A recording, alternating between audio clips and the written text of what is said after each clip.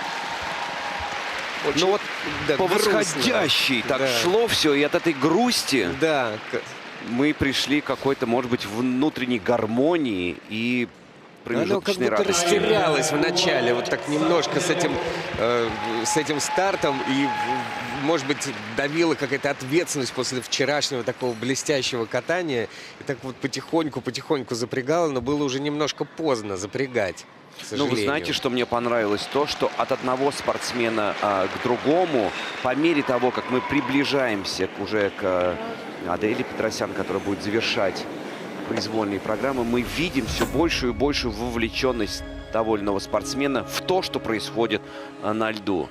Каждое движение уже, этот характер, этот образ, он дополнен и движением рук и ног. Во-первых, замечательный каскад тройдулуп на ваших экранах, как и в короткой, выполнен безупречно. Вот Ридбергер, самая грубая ошибка в программе, как-то сразу она очень неуверенно на него зашла, и полоборота недокрут, хотя, ставит четверть недокрута, но мне показалось, что даже как будто на передний ход было приземление. Умудрилась она его вытащить через такой пистолетик. Вообще, Арина замечательная фигуристка, и вчера вот настоящее шоу устроила нам в короткой программе, и здесь произвольный тоже хочется отметить, что, несмотря на ошибки, очень старалась доделать всю программу, не выпадать из образа. Конечно, это чуть сложнее было сделать. Ошибки дали о себе знать, прокат был довольно нервный. И вот во второй половине комбинация из тройного луца, двойного акселя и двойного тулупа. После луца Да. было не самое уверенное приземление. Коснулась она второй ногой, и мы, честно говоря, думали, что даже не засчитают ей эту комбинацию, что прыжки пойдут под звезду, но пока что еще не принято такое решение. Посмотрим. Ну вот как я и будет хотел, вы дальше. начали, уже с нами рядом сидит еще Миша Коляда, и такое бурное обсуждение с Мишей и с Аней. Да, бурно обсуждали, засчитают ли ей эту комбинацию. Пока что засчитывают, да, но мы думали, честно говоря, что, да, подставив вторую ногу, уже не пойдет в зачет этот Ну вот каскад. я молчу, но очень много прыжков также засчитаны чистыми абсолютно, особенно и комбинации прыжков, состоящие из 3 прыжков, хотя есть недокруты. Я вот решил посмотреть, поскольку по короткой программе прошли без меня, мне хотелось сегодня посмотреть, как дружелюбно настроены судьи. Судя по всему, достаточно дружелюбно. Так и остался засчитанной комбинация прыжков. Ну, мы только счастливы, что в пользу спортсмена этот результат. И она на первом месте. Не вылетает из группы сильнейших 6. Вероника Еметова. На льду ученица Сергея Давыдова, самобытная и энергичная Вероника Еметова. Оригинально подошли с тренером к выбору музыки для произвольной программы. Фарерская и галисийские певицы поют о матери, родине, корнях, земле. Вероника 5-я после короткой программы, уступая 1,5 балла 4-й позиции.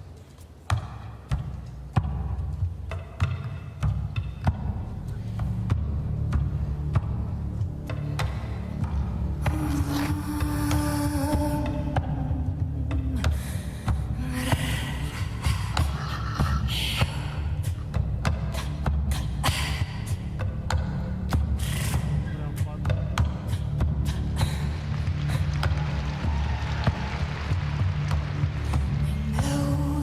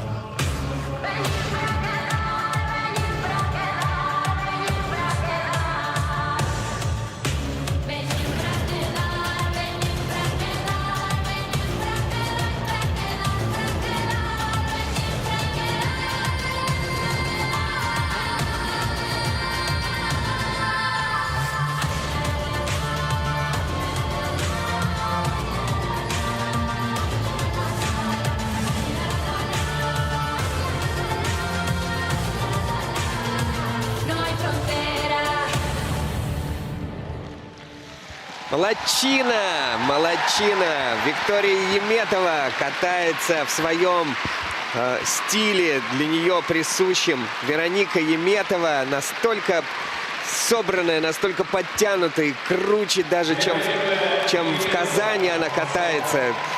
Единственная вот какая-то была в начале шаткость на этом каскаде, но затем все, публика работала на нее, аплодисменты, ритм. Супер, Вероника, молодец. Нет, безумно красивое катание, несмотря на не столь классический стиль. Но, как я и говорил ранее, это такое как будто бы солнце. Оно дает энергию, заряжает нас, но не обжигает. Стиль, а наоборот, ласкает. Стиль, может, и не классический, но мне кажется, для Вероники это как раз-таки вот ее такая фирменная классика. В этом году у нее обе программы вот в ее фирменном стиле. Давайте посмотрим на этот Lutz to Loop, потому что в короткой, что в произвольной практически идентичные получились эти каскады. Вот на тулуп ее заваливает в бок, недокрут, и даже ставит полоборота недокрут. И как будто бы кажется, что это уже тенденция какая-то. Именно на каскаде тройной луз, тройной тулуп у нее случается вот одинаковая ошибка, а потом она прекрасно исполняет всю программу. Даже вот закрадывается мысль, почему бы не попробовать, может быть, начать программу с какого-то другого каскада, да, и перенести этот тулуп, попробовать с другим каким-то прыжком сделать. Ну, конечно, им и тренеру виднее, но вот... что в короткой, что в произвольной, это единственная грубая ошибка. Дальше Вероника прекрасно справляется со своей программой, со всем контентом и уверенно докручивает все тройные прыжки. Во второй половине делает комбинацию тройной луз, двойной аксель, двойной тулуп и каскад, тройной флип, двойной тулуп. Все без вопросов. А хочется самое главное отметить, что Вероника первая в сегодняшних произвольных программах, кто сделал все вращения на 4-й уровень, так еще и дорожку на 3-й выкатала. Огромная умничка. И большое внимание уделяет не только прыжкам. И она впереди, обгоняя на 7 баллов в произвольной Арину Кудлай. И на целых 10 по сумме программ. На льду Ксения Синицына. Полбалла отделяет от 3-го места после короткой программы Ксению Синицыну. Прекрасная у нее была короткая программа, с каким чувством девушка ее исполняла накануне. А сегодня она совсем другая. Тема произвольной. Танцор диско, Болливуд. Композитор Баппи Лахири умудрился соединить традиционную индийскую музыку с диско, фанком и синтезаторами. И под нее стал танцевать весь мир. Джимми Джимми.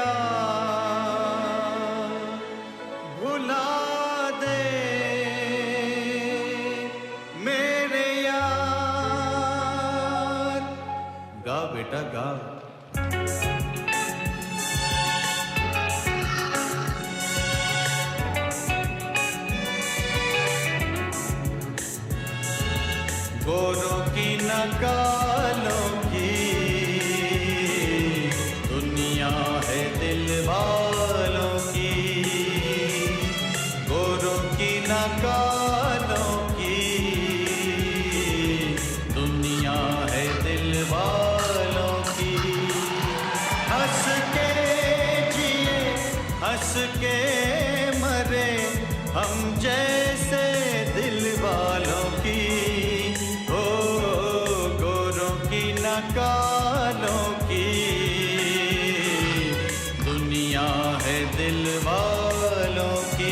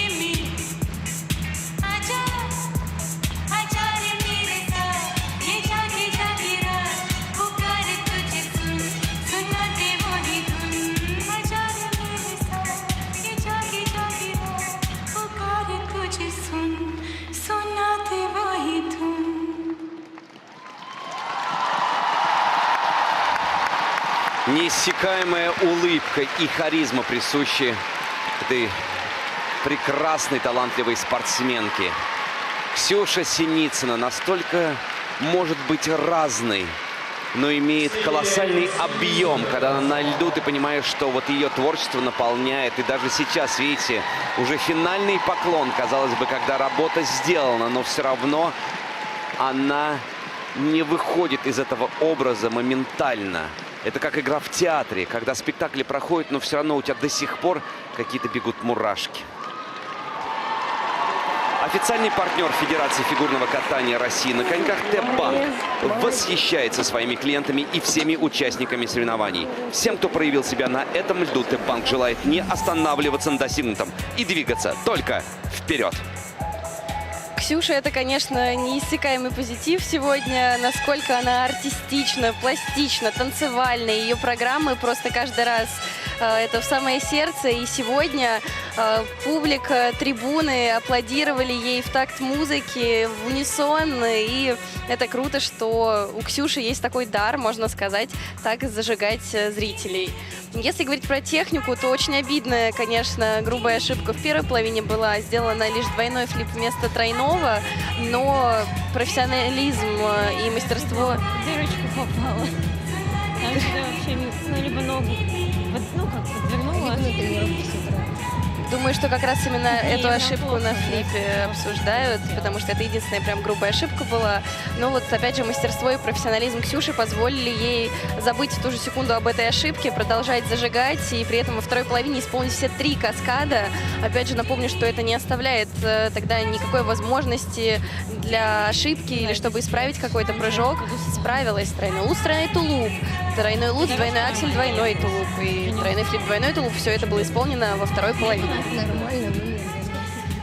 Программа наполнена музыкальными акцентами, все так шутливо, все время на публику. И нам даже немножко досталось. И Татьяна Анатольевна сидела тут, держала тоже кулачки за эту спортсменку. Мы все переживали. И несмотря на такой чуть медленный старт, она была потрясающая.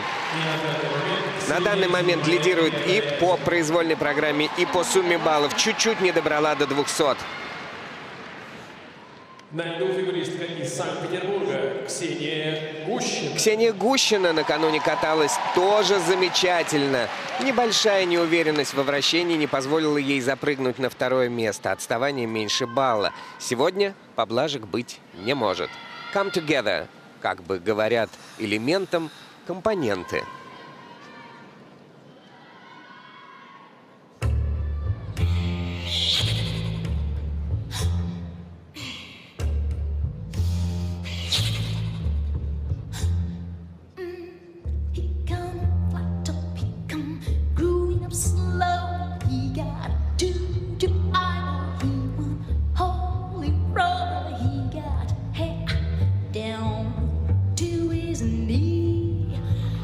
to be out of you just to breeze.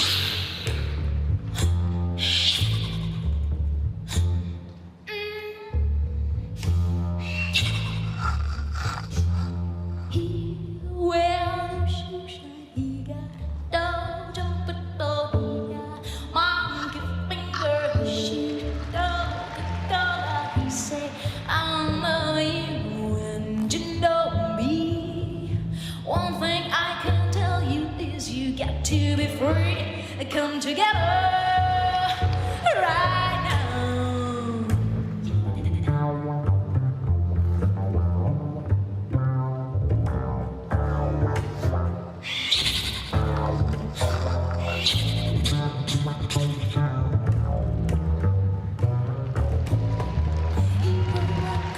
He got all he wanted. He got what he wanted. He want motion filter. He say one and one is three.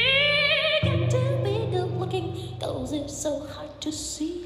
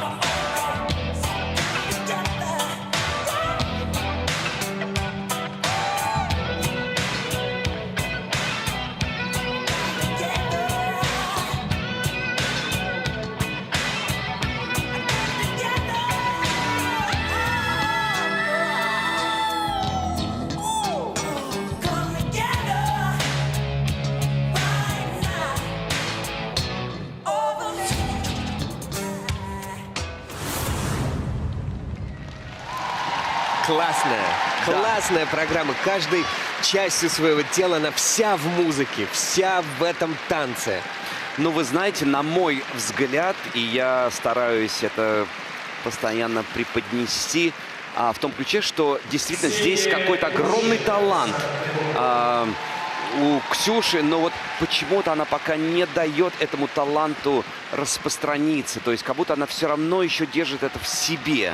Но с каждым годом она, конечно, прибавляет и прибавляет. Не без помарок прошла сегодняшняя произвольная программа, но прям так и хочется, чтобы она нашла все-таки этот золотой ключик, который откроет вот все эти замки и даст волю чувствам. А я бы поспорила. Я бы сказала, что в этом году мне очень нравится, как раскрывается Ксюша в своих программах. И сегодня это было очень стильно, очень дерзко. И мне кажется, что она прям нашла себя вот в этом стиле и в короткой, и в произвольной программе. Но, конечно, да, ничего не поделаешь с тем, что технически сегодня было видно, что Ксюша находится не в своем лучшем состоянии, потому что вообще она очень стабильная фигуристка. И нам привычно видеть ее чистые прокаты, но сегодня вот, начиная со второго прыжка, мы уже видели, что сложности есть. Где должен был быть каскад, тройной луз, тройной тулуп. Очень было неуверенное приземление с луца, прям подкосилась голеностоп. Она вовремя успела проанализировать все, не стала прыгать там каскад, но пришлось ей добавлять его к тройному флипу, уже чуть тяжеловато это было, и было видно, что в итоге физически она, конечно, больше сил на это потратила. И во второй половине, я думаю, в итоге это сказалось на том, что к концу чуть силы покидали. И вот мы сейчас видим Ридбергер. Чуть-чуть не дотерпела. На последнем прыжке в итоге эта помарочка случилась, но мы говорим сейчас о каких-то, на самом деле, минимальных помарках. У Ксюши 3-го уровня дорожка, 4-го уровня все вращения. Небольшие помарки. Видим, что она сама очень расстроилась, хочется ее поддержать. Очень яркие у нее программы в этом сезоне. Сама по себе Ксюша яркая, и все будет хорошо. Мне кажется, нет смысла так переживать и расстраиваться. Хочется поддержать и обнять. Но она набрала больше баллов, чем она набирала на Магнитогорском турнире. И сейчас у нее 200,51, и она впереди.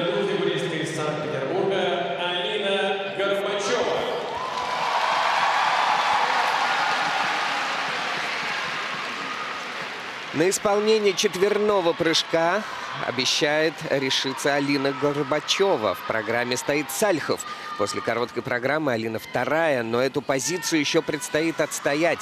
Она катается под Нотр-Дам-де-Пари. Все любят Эсмеральду. Любовь изматывает и приводит к нежелательным последствиям, обнажая человеческие пороки.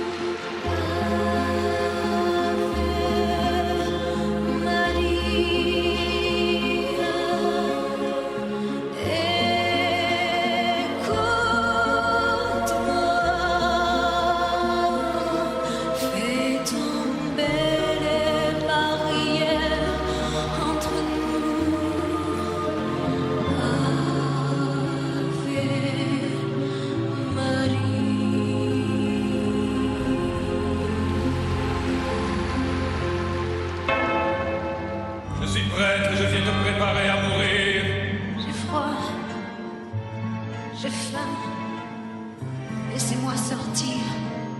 Je n'ai rien fait contre personne. Mais qu'est-ce que j'ai donc fait pour qu'ainsi vous m'aimiez? Moi, pauvre gitane, et vous curé de Notre-Dame.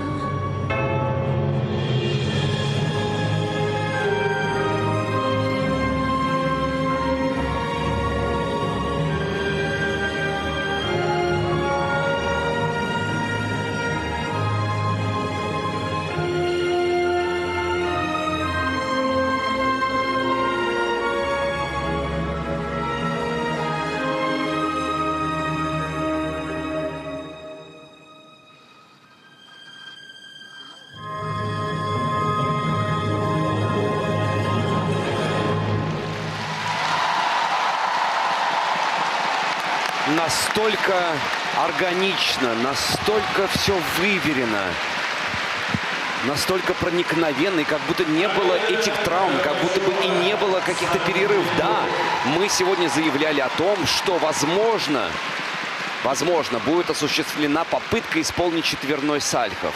Но, скорее всего, команда вместе с Алиной приняли решение, что не стоит рисковать, потому что это первый такой официальный большой турнир для Алины Горбачевой в этом сезоне. И справилась идеально со всем контентом. Молодец, Алина, какая же умничка. Меня сейчас просто переполняют эмоции. Да, она не пошла на тот четверной, который, возможно, кто-то ждал, но мы видели разминку 6-минутную. Очень много было ошибок, многое не получалось. И насколько Алина собралась, несмотря на травмы, несмотря на то, что ее, возможно, что-то беспокоило в этой разминке, какие-то ошибки, вот показала настоящий спортивный чемпионский характер. Вышла и чисто откатала эту произвольную программу, не без борьбы, но сегодня прям огромная молодец и огромное уважение прям вызывает этот прокат. И на 4-й уровень доделала все вращения, дорожку шагов, насколько все было вот реально до мелочей отточено. Я почему-то подумала об идеальном ремонте, когда вот каждая деталь как раз на своем месте. Я уже и в короткой говорила, что у Алины очень прям вот филигранно отработанные программы, и в произвольной это подтверждается еще раз. Насколько взрослее она выглядит в этих программах, насколько каждая эмоция, каждая рука, подача каждого жеста, все отточено. Как птица Феникс, которая с определенной периодичностью сгорает в огне и вновь возвращается. И вновь с нами Алина, та, к которой мы привыкли наблюдать. Опережает на 8 баллов в произвольной программе она Ксению Гущину и становится первой на данный момент, лидируя с результатом 209 баллов. На льду фигуристка из Москвы. Встречайте, Аделия Петросян. Вот и дошел черед до выступления Аделии Петросян, лидера этих соревнований. Красивая, миниатюрная, и зал замирает. Впереди танго «Yo soy Maria» Астора Пьяццоллы. Четверной тулуп, аплодисменты и еще большая часть сезона, где на долю этой миниатюрной, но несгибаемой девушки еще заготовлено множество испытаний.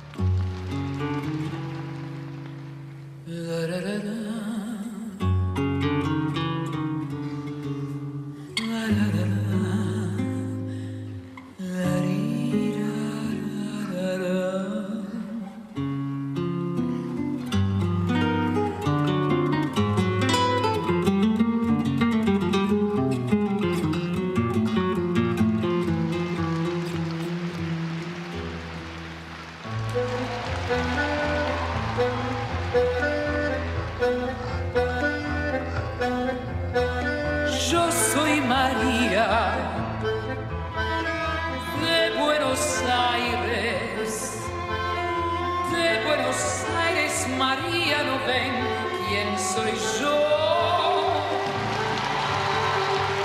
María tango, María del arrabal, María noche, María pasión fatal, María del amor, de Buenos Aires soy yo. Yo soy María de Buenos Aires, soy la más bruja cantando y amando también. Si el bandoneón me provoca, tierra-ta-ta, le muerdo fuerte la boca, tierra-ta-ta, con 10 espasmos en flor que yo tengo en mi ser.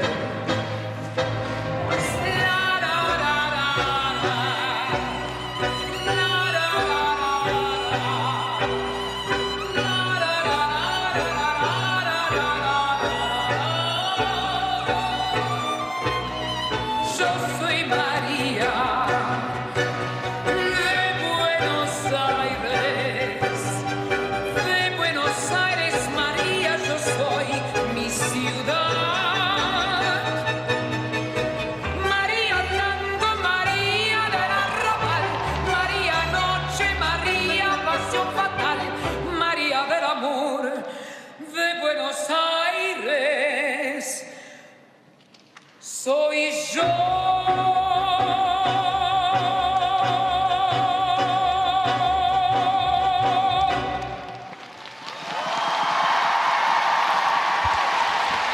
Понятно, зал ликует, зал всегда очень яростно приветствует, по-доброму приветствует Аделю Петросян, но вы сейчас сами все можете видеть. Это живые, неподдельные эмоции Адели Петросян. Мы можем говорить о том, что происходило сейчас. Но, мне кажется, когда мы комментируем Аделю Петросян, мы должны всегда держать в голове то, что немножко другой план у двух спортсменов нашей страны. Аделя Петросян, Петр Гуменник. Они прошли олимпийский отбор, и сейчас эти этапы Гран-при, возможно, они используют как площадку для того, чтобы попробовать что-то новенькое, посмотреть, в какой ты форме сейчас находишься. Да ты на нем слишком зациклен, отпустись уже. Просто вот в яблочко. Мы видели, как сосредоточена была Аделя на вот именно этом первом прыжке, на четверном тулупе. Прекрасные 3 попытки, успешно исполнены, но... Корпус был слишком спереди, и этот прыжок уже практически невозможно было вытащить. Видели мы в процессе, что и Аделя очень сильно расстроилась прямо после прыжка, но буквально через пару секунд собрала себя в кулак и докатала дальше программу. И самое главное, что улучшение идет. Мне кажется, что остальные прыжки были уже сделаны увереннее, уже на 4-й уровень все вращения, хотя на прошлом этапе была, да, огрех в 3-й уровень. Четверной прыжок до этого был недокрученный. Сейчас, ставят Q, но, на мой взгляд, такой прыжок уже по докруту можно было бы и выезжать. Как будто видим мы, да, что, конечно, Адель была готова сделать этот четверной, судя по разминке, и сама расстроилась, и тренеры.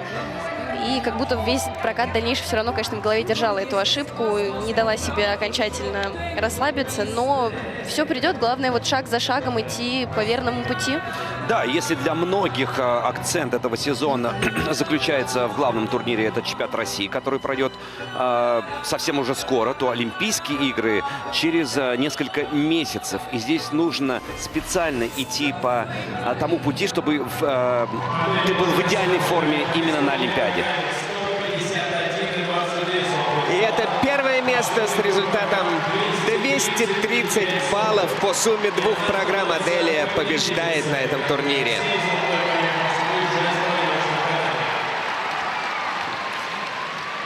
Все-таки она пропела эту программу, тем не менее. Вот она проезжала даже мимо нас, было слышно, как она поет. Все равно она вся в ней. И действительно, это было еще круче, чем в Магнитогорске. Но снова, вот как отпустить этот четверной? Как ты правильно, Леш, говоришь, как олимпийский чемпион, что нужно прийти к февралю. Вот как прийти к этому февралю? Ну, знаете, ты прав, что здесь сегодня мы увидели абсолютно другую Аделю, нежели с тем первым этапом, в котором она принимала участие. Но просто отпустить тулуп, он правда есть. Просто один раз сделать успешно, и дальше все польется. Сейчас будет интервью с новой чемпионкой этого турнира. И Евгения Медведева и Максим Троньков возьмут его, конечно же, с огромным удовольствием. Первые медали на 4-м этапе Гран-при России разыграны. В женском одиночном катании победительницей стала Аделия Петросян. И она нам сейчас расскажет, как ей было кататься здесь, в Москве, при родной публике. Пусть пока без четверного, но, как мне кажется, форма потихонечку приходит. И ты уже более хорошо себя чувствуешь, более уверенно, более четко выполняешь уже прыжковый контент. Да, пока без четверного, но как будто бы вот и главным стартом сезона наберешь. Я очень на это надеюсь. Обидно за тулуп, так как, в принципе, он был готов. И, рада, что программа в целом дальше была уже получше скатана, нежели на первом этапе. Вот. И остается только дальше продолжать работать и набирать форму. Да? Возможно, не самый приятный от меня вопрос, но я видела на разминке, было несколько попыток действительно очень хорошего четверного прыжка и в каскаде, и сольного, и на раскатке перед самим выступлением в эту минуту. Ты тоже успела прыгнуть этот четверной. Вот как думаешь, чего не хватило именно в прокате тебе? Наверное, не хватило некой расслабленности, может быть, перед самим прыжком. Ехала, зажалась и думала о том, как хочу прыгнуть. Но я не знаю, как на него ехать и не думать о том, что хочу выпрыгнуть. Как-то надо наработать форму, чтобы он уже от зубов отскакивал. Тебе Этери Георгиевна около бортика сказала, что отпусти его, отпусти этот четверной тулуп, ты слишком на нем зациклена. Да. Она сказала, прыгнешь 2 тулупа, накатаешь, прыгнешь 1, сделаешь аксель 2 тулупа, прыгнешь 2 тулупа. Аделия, план был прыгнуть только 1 четверной? Или если бы ты выехала первый четверной? Я бы пошла на 2. Я разговаривал перед соревнованиями с Сергеем Викторовичем Дудаковым, и он мне сказал, что утренняя тренировка была очень хорошая, и Аделия сделала там 20 тулупов, да. И все будет здорово и классно. Поэтому я думаю, что строго судить не стоит. Действительно, форма потихонечку приходит, возвращается, и самое главное в олимпийский сезон прийти к форме, главному старту. Ты довольна собой, или все-таки это какая-то ложка дегтя, то, что не получилось сегодня сделать?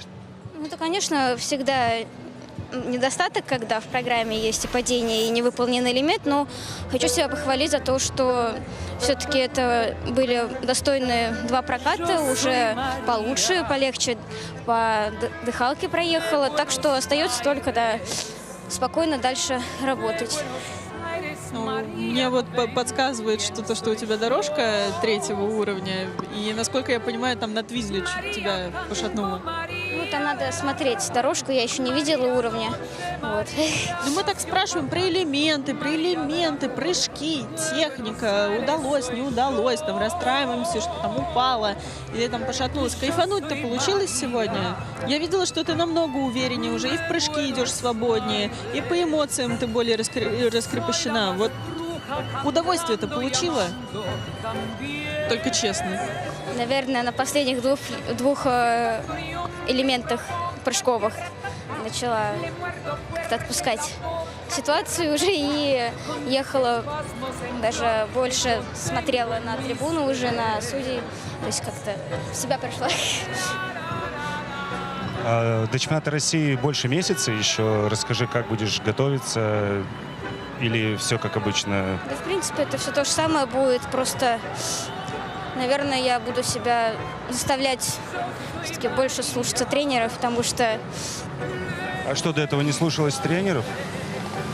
Я как бы внутренне слушалась, а делать не получалось. Что это? Протест какой-то? Нет. Или устала выигрывать просто 2 сезона подряд? Тут же 3-й начала, думаешь, да не буду я слушаться этих тренеров, нет. И так выигрываю. Самый главный сезон все-таки нет. Думаю, все-таки некая усталость эмоциональная, физическая все-таки дает о себе знать. Но слушать тренеров надо. Кому как, не тебе мне об этом говорить, это ты 100% знаешь. Мы тебя отпускаем, наверное, отдыхать, готовься к чемпионату России. Не забывай восстанавливаться, пожалуйста. Потому что четверные — это все супер, но нужно успеть еще и сохранить здоровье, и при этом эмоционально восстановиться, чего мы тебе и желаем. Спасибо большое. Это была Аделия Петросян, чемпионка 4-го этапа Гран-при России «Золотой конек Москвы». Мы Аделю отпускаем радоваться, получать поздравления от болельщиков, от мамы, которая, конечно же, здесь присутствует и, как всегда, болеет за Аделю. А мы с вами, с Женей, не прощаемся, потому что к нам в студию... Хочешь, иди. Потому что к нам в студию уже бежит, спешит, торопится наш главный эксперт в одиночном катании со своими записочками. Сразу можешь показывать крупным планом, это уже традиция. Михаил Коляда. Здравствуй, Миша. Рады тебя видеть. Да, здравствуйте, друзья. Здравствуйте, дорогие зрители. Очень напряженный получился прокат произвольных программ у девушек. И, естественно, я все записывал. Ну, по мере моих скромных возможностей. Ну, если позволите, я тоже записывал, но не в таком количестве. Поэтому можете сравнить, да? Кто как смотрит фигурное катание. Коллеги, Михаил, раз у тебя все записано, я тебе даю слово. Сам знаешь уже путь нашего такого мини-интервью, мини-разбора. Кто понравился, кто не понравился, и дальше по списку. И дальше по списку, да. Ну что ж, я бы хотел отметить из первой разминки участниц. Это Мария Мазур и Мария Пулина. У Марии Мазур четверной сальхов не получился в прокате, потому что она сделала только лишь двойной. Но насколько она вот плавно, нежно катала, это прям заглядение. И прыжки, в общем-то, тройные у нее были очень хорошего качества. Мария Пулина. Красивое и мягкое катание. Аксель немного выбил во второй части программы, но насколько хорошо, классно работают руки. Здорово, мне очень понравилось. И вся, буквально без исключения, вторая разминка. Арина Кудлай. Зал поддерживал буквально с самых первых тактов. Виден рост. Держала образ, несмотря на какие-то ошибки в прыжковых элементах. Программа класс. Вот просто я себе записал программа класс. Мне настолько понравилось, что вот не прибавить, не убавить. А я когда читал промо про Арину, прочитал, что это за саундтрек. Это саундтрек к психологическому триллеру «Убийца, психопат». Вот как ты думаешь, как вообще может хореограф прийти к такому выбору и найти именно музыку? Казалось бы, если бы я увидел такой фильм, я бы даже не подумал, что там может быть классный саундтрек. А получилось как будто бы мини-спектакль. А получился действительно мини-спектакль, потому что музыка, она такая как бы с надрывом. То, что любит российский зритель, то, что любят фигуристы, и то, что, в принципе, воспринимается и судьями в том числе хорошо. Вероника Еметова тоже плюсик себе поставил, написал «боролась», потому что после прошлого сезона, конечно, программа была выполнена в ее фирменном стиле, и я вот себе написал, будто северное нордическое солнце осветило весь зал. Да вы поэт, Михаил. Ну, действительно, но у Вероники Еметовой как будто бы есть после перехода в штаб Сергея Давыдова, видимо, какая-то смена техники или еще чего-то, потому что до этого мы привыкли, что ну вот просто как машина чисто катает свои программы Вероника. В этом сезоне вот пока что борьба. Да, действительно. И в частности, каскад тройной луц, тройной тулуп и в короткой, и в произвольных программах у нее дался с борьбой, потому что когда она идет на каскад, это прям видно заранее, что она готовится прыгать уже тулуп, забывая о том, что нужно прыгнуть все-таки первый луц хороший, с длинным выездом, чтобы удобно было как раз сделать каскад. А вот у многих фигуристов, кстати, разная тактика. Вот ты, когда заходил на каскад, ты думал о первом элементе или уже о втором? Тебе как легче было? Я всегда думал поэтапно. Сначала первый прыжок, потом второй. То есть, когда ты приземляешься с первого прыжка, а там уже посмотрим, как будет. Мне всегда было легче думать о тулупе в каскаде, потому что было без вариантов. Мне этот флип надо приземлять, потому что там еще нужно было цеплять тулуп. Извините, что вмешиваюсь в ваше одиночное катание, а я вот и спортсменам советую, и сам так делал, я всегда думаю о следующем элементе. Потому что, ну, как будто бы я уже все наработал на тренировке, нужно, наоборот, не зацикливаться, вот как Аделя, например, говорит, что зациклена, да, на четверном тулупе. А я, например, всегда, если ехал на тулуп, я уже, ну, допустим, у меня подкрутка, да, первым элементом стояла, я уже думал о тулупе следующем. То есть у меня меня подкрутка автоматом, как на тренировке получалась. Я ехал на тулуп, я уже думал о Сальхове. То есть, что мне там нужно последить за Сальхов. И вот у меня это работало. Ну, видишь, у всех по-разному, поэтому у кого-то шаг за шагом, а вот, например, как у тебя, как бы ты держишь уже на шаг впереди. Ксения Синицына, работа рук топ, потому что другого и не скажешь. У нее потрясающие переходы между элементами, просто зажгла весь зал, и настолько круто это все было исполнено. Программа супер, ей подходит, выглядит легко, и все. И зря прыгнула двойной флип. Ну, к сожалению, да, конечно, были у нее трудности в произвольной программе. Но программа настолько завораживающая, как будто вот я на какой-то момент отключился и вот себе тоже помарочку сделал. Это не спорт, это театр, искусство, это про эмоции, это про жизнь. Да, ее произвольная программа — это, конечно, стопроцентное попадание и в ее стиль, и в ее настроение. И вот Ксюша рассказывала мне, что ей, на самом деле, в произвольной программе хочется всегда что-то веселое катать, потому что произвольную и так тяжело катать. Пускай будет хотя бы музыка и образ веселый. Ну, Ксюша, мне кажется, ее не нужно лишний раз хвалить и представлять, потому что нужно просто видеть ее катание, ее классные скольжения, это ее отличает, ее отличную хореографию. Я помню, как ее расхваливала просто Татьяна Анатольевна Тарасова, а Татьяна Анатольевна Тарасова врать не будет. Поэтому переходим к следующей спортсменке. Да, действительно, есть за что похвалить Ксению. Ксения Гущина. Мягко, стильно, изящно. Программа хорошая, прыжки немного подкачали. Да, действительно, сегодня она в Киссинкрае, когда сидела после проката, прям настолько сильно расстроилась. Хотя, в общем-то, все хорошо, она на пьедестале. Прокат достаточно неплохой. На самом деле, да, были какие-то помарки, но, тем не менее, все каскады выполнены. Тот каскад, который у нее не получился в самом начале, она смогла его исполнить чуть дальше. Это тоже, во-первых, очень хорошая тренировка на будущее. Потому что, когда у тебя на соревнованиях не получается каскад, и ты можешь вывернуть программу так, чтобы его все-таки сделать, это, конечно же, уже опыт. Это нужно не потеряться, это нужно не испугаться, это нужно еще больше собраться, пойти и сделать. Что она, собственно, и нам продемонстрировала, и на ее месте я бы не расстраивалась бы, конечно, потому что прокат действительно хороший. А я бы на ее месте задумался, раз она может вот так делать, то может и в короткой прыгать во второй половине, 3-3 и набирать больше баллов. Ну, вы больше про технику говорите, а я все-таки про вторую часть. И вот себе тоже немножко записал. Чуть-чуть бы еще добавить в подаче. Она точно может. Видно, что в этом плане Ксюша, мне кажется, развивается от сезона к сезону. То есть, если мы раньше говорили, да, классно прыгает, но такая немножко холодная, надо добавлять в артистизме, то в этом сезоне классные программы две, гораздо лучше подача. Двигаться в этом направлении, и я думаю, будет успех не хуже, чем у Ани Фроловой. Но если мы говорим про развитие второй оценки, я тут 100% хочу выделить Алину Горбачеву. Ее произвольная программа, вообще, во-первых, это просто невероятный уровень вверх, как мне показалось, потому что она и по презентации, и по эмоциям, и по подаче, и по транзишенам очень сильно прибавила. Мне прям нравится то направление, в котором она идет. То есть это не просто идеально выполненные, да, тройные, но видно было, что она в первой половине сделала тройной Сальхов, двойной тулуп. Это уже задаток на четверной. Я напоминаю, что Алина восстанавливается после травмы, и тем не менее очень успешно выходит, делает произвольную программу с тройными. Четенько все, выезды такие ровные, так все красиво, и при этом еще эмоционально начала больше подавать. Да, вот только хотел сказать, что без четверного Сальхова, но собралась, потому что на 6-минутной разминке она летала и искала себя, и это было видно, как у нее вот такие качели происходили. Вчера соната, сегодня Нотр-Дам-де-Пари чувственно катала, и действительно она очень сильно собралась и прибавила.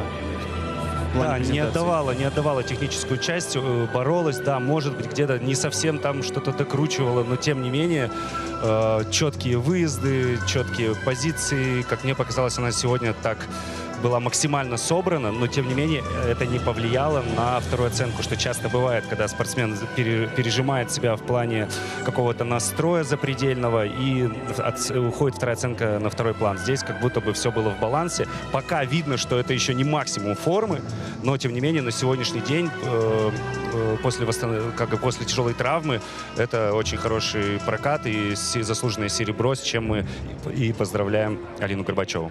Еще одна такая ремарочка. У Алины единственная дорожка 4-го уровня. Давай к чемпионке. Чемпионка вышла сегодня с настоящим таким чемпионским настроем. Мы видели, когда она прыгала на 6-минутной разминке, она несколько раз сделала хороший четверной тулуп. Потом, до того, как диктор ее объявил, она сделала еще один четверной тулуп. И потом в прокате, вот мы рядом с Татьяной Анатольевной Тарасовой сидели, и мы все просто ахнули, потому что она под таким наклоном пошла, что тут уже было просто не спасти. Но, тем не менее, она буквально секунду порастраивалась, мы это заметили, но потом встала и сделала все четко, как у нее задумано, потому что программа накатана хорошо, все было сделано на высшем уровне. Но, честно говоря, я наблюдаю за Аделей, да, уже второй турнир к ряду, вживую смотрю ее прокат, как она борется. Женя, я думаю, тоже. Вот. И, конечно же, надо отметить, что не то что шажок, а там очень большой шаг вперед сделан. Потому что по сравнению с первым этапом, где мы просто за каждый прыжок вот так, ё-моё, что же там, как сейчас она приземлится, что будет? То есть волновались. Сегодня она прыгнула после флип или луц, после падения с четверного тулупа. И я сказал, ну дальше можно не смотреть. То есть я настолько был уверен, что он дальше чисто откатается. Вот как и прошлый сезон. Я сказал прям вот здесь для себя, отметил, что дальше мне уже смотреть неинтересно. Я знаю, что Аделия Петросян сейчас, как обычно, на своем уровне все сделает. Это значит, что форма возвращается. Этот четверной тулуп не за горами. Немножко отключить голову, и все будет в порядке. Ну, Миш, мы успели с Аделей поговорить до того, как ты пришел к нам в студию. Аделя сидела здесь и делилась своими эмоциями. И она вот прям практически прямым текстом сказала, что она сильно зацикливается на этом четверном тулупе. Было ли у тебя такое в карьере, что ну, вот он, в принципе, вот в кармане ты делаешь и на тренировке, и на разминке на 6-минутной, и перед прокатом, и все хорошо, а в прокате вот в самом на соревнованиях выходишь и не получается. Вот что с этим делать? Да, действительно, такие моменты бывают в жизни спортсменов, и когда ты делаешь свой первый четверной на соревнованиях таких, ты думаешь, вот, все, наконец-то он у тебя в кармане. Но, к сожалению, нет. Все время нужно на каждом старте, как с чистого листа, выходить и делать. И то, что ты делал там, этот четверной тулуп 2-3 года подряд, не значит, что ты его сегодня прыгнешь. Поэтому, к сожалению, да, вот у нас такой коварный вид спорта, что малейшие какие-то шероховатости могут внести очень сильные изменения в рисунок произвольной программы. А как вы думаете, может быть, стоит не первым элементом прыгать четверной тулуп, а, например, зайти и прыгнуть двойной аксель для разминки, чтобы немножко тебя отпустило, а после этого уже разбежаться и прыгнуть четверной тулуп? Ведь, по-моему, раньше у Адели стоял аксель первым элементом тройной. Ну, кстати говоря, это очень неплохая идея, тем более, что я вот вчера посмотрел короткую программу Адели Петросян, двойной аксель, мне понравился. То есть он выглядит так, что можно уже делать спокойно тройной. Вспоминать, как делать тройной аксель. Ну что ж, спасибо за этот разбор. Миша, как всегда, информативен, поэтичен, настоящий мастер слова и действия. Мы переходим к мужскому одиночному катанию совсем скоро, буквально через несколько минут. На этот лед выйдут мужчины. Миш, у тебя какие-то прогнозы есть на мужское одиночное катание? Честно, прогнозов давать я не хочу, не буду, и это просто невозможно. Жень, а у тебя? Я очень хочу, чтобы Петя Гуменник сегодня все-таки сделал четверной луц. Не так, как вчера, чтобы все было без падений, чтобы все было стабильно. Волнуюсь, переживаю за всех вообще ребят, потому что, ну, произвольная программа все-таки у пацанов это достаточно такая шаткое дело. Очень много четверных прыжков, которые забирают эмоциональные силы, физические силы. Поэтому с Мишей я соглашусь что-то вообще предположить и что-то поднакинуть себе даже на бумажечку невозможно. Поэтому будем просто болеть за ребят и вам советуем. Ну что ж, я буду менее дипломатичен, я свой прогноз скажу. Я прогнозирую невероятную борьбу в мужском одиночном катании. В последней разминке будет просто невероятная борьба. Обязательно Не переключайтесь, смотрите мужское одиночное катание. Мы с Евгением и Михаилом обязательно здесь же встретимся сразу же после этих невероятных соревнований.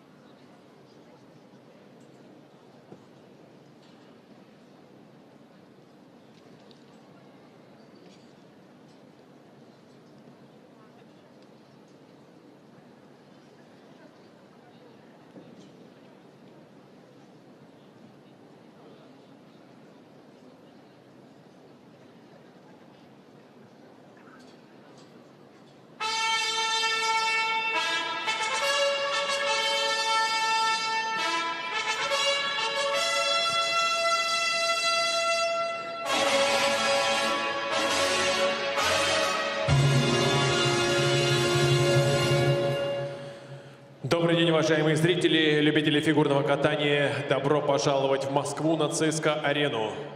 На 4-й этап всероссийских соревнований Гран-при России «Золотой конек Москвы» по фигурному катанию на коньках. Через несколько минут мы начнем соревнования в мужском одиночном катании. Будет представлена произвольная программа. Мероприятие проходит при поддержке Департамента спорта города Москвы. Официальный спонсор соревнований – открытое акционерное общество «Российские железные дороги». В рамках наших соревнований вы можете посетить автограф-сессии любимых фигуристов в фойе напротив сектора 202.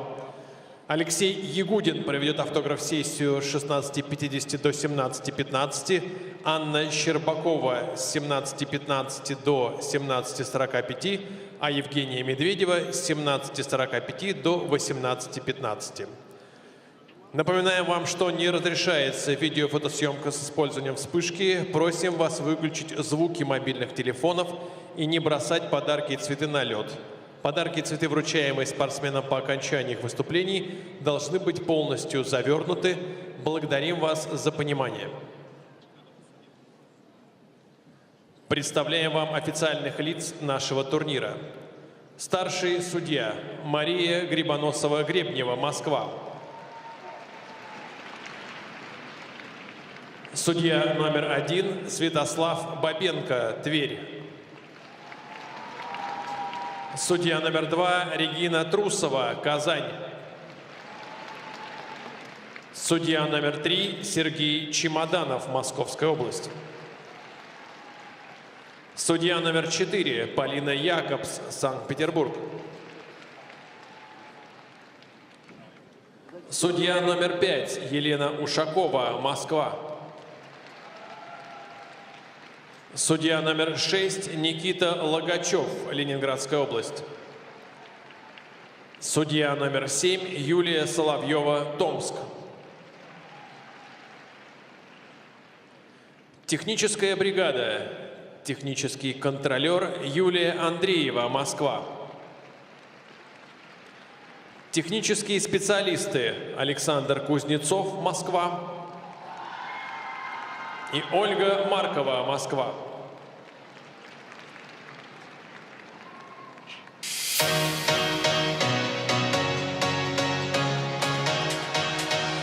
Встречаем на льду первую группу участников.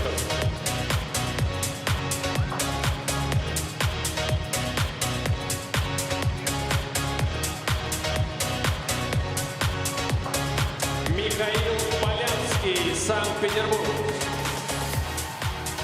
Данил Федосимов, Санкт-Петербург. Артемий Маринин, Москва. Никита Сарновский, Москва. Дамир Черипко, Краснодарский край. Артем Ковалев, Москва. Разрешена 6-минутная разминка.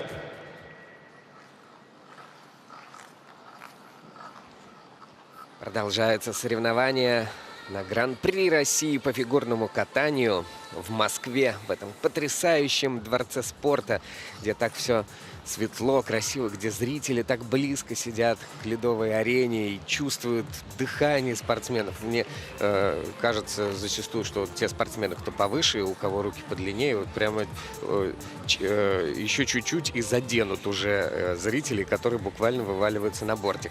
Это очень интересное ощущение, и мужчины-одиночники уже на льду. Это первая группа участников, которые сегодня будут исполнять произвольную программу и комментировать эти соревнования для вас, дорогие наши зрители, будут Василий Соловьев, олимпийский чемпион Алексей Ягудин и призер Олимпийских игр Михаил Коляда.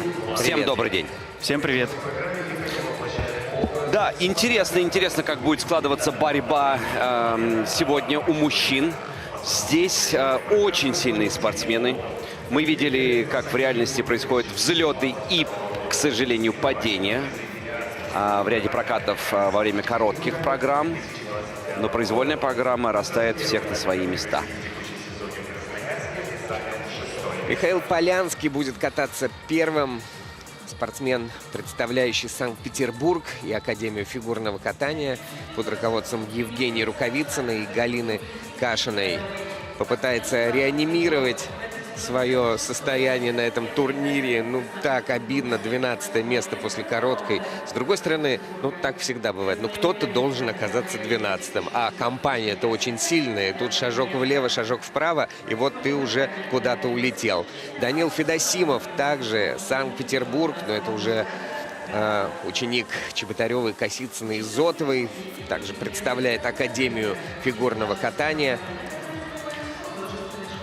Ну вот, продолжая тему и Даниила, и Михаила, оба этих спортсмена выступали в этом сезоне в Красноярске для себя на первом этапе чемпионской серии Гран-при. Михаил занял 6-е место, а Даниил 9-е.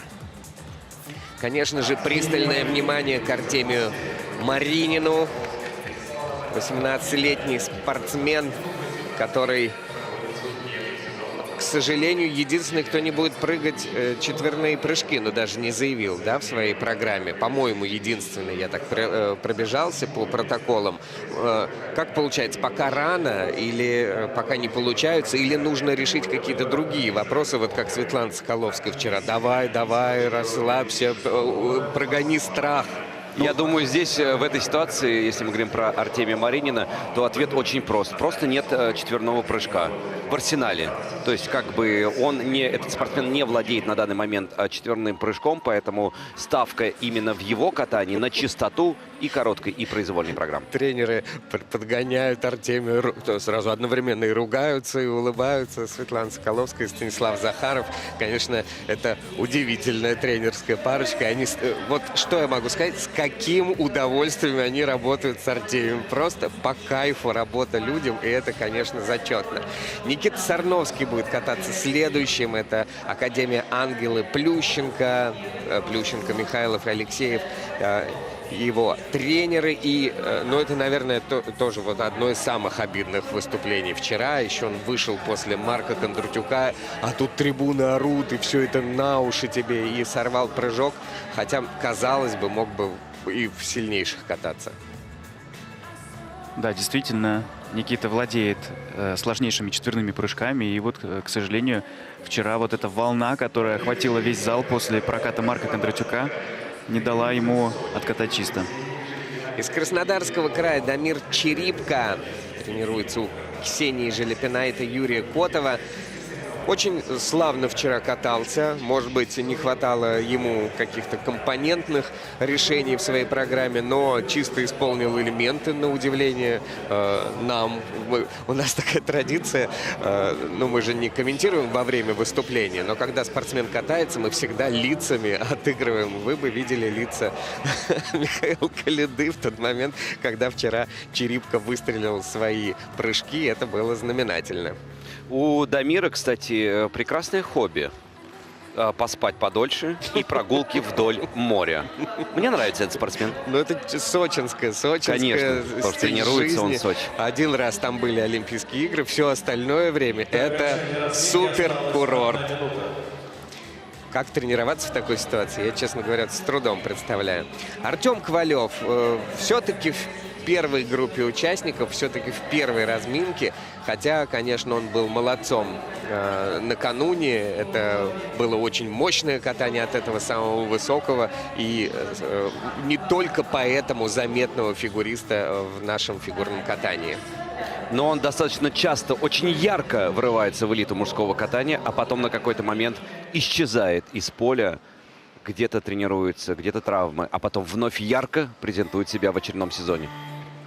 Но у него была очень яркая и мощная, и достойная короткая программа. Хотя вот мы помним протоколы, что ему судьи поставили недокрут на четверном тулупе, хотя недокрута не было, потому что он приземлился вот прямо перед нашей комментаторской позицией.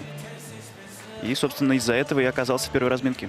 Ранее сегодня уже я как бы был за судей, потому что, правда, было не отмечено огромное количество недокрутов в женских произвольных программах, но здесь судят поспокойнее, нежели в Магнитогорске. А помните, как судили раньше рисунки на льду 100 лет назад? Выходили на лед вот так с блокнотиками и смотрели, что там нарисовано. Мне кажется, иногда, в особых случаях, когда Артем Ковалев приземляет свои прыжки, можно выйти и посмотреть на закорючечку. Падением и без четверного луца откатался в своей короткой программе Михаил Полянский из Санкт-Петербурга. Это печально. Пока он занимает последнюю, 12-ю строчку, его музыкальная тема в произвольной, это же балет «Спартак» Арама Хачатуряна, как раз про тех людей, которые восставали с самых низов. Вот попробует прыгнуть луц снова.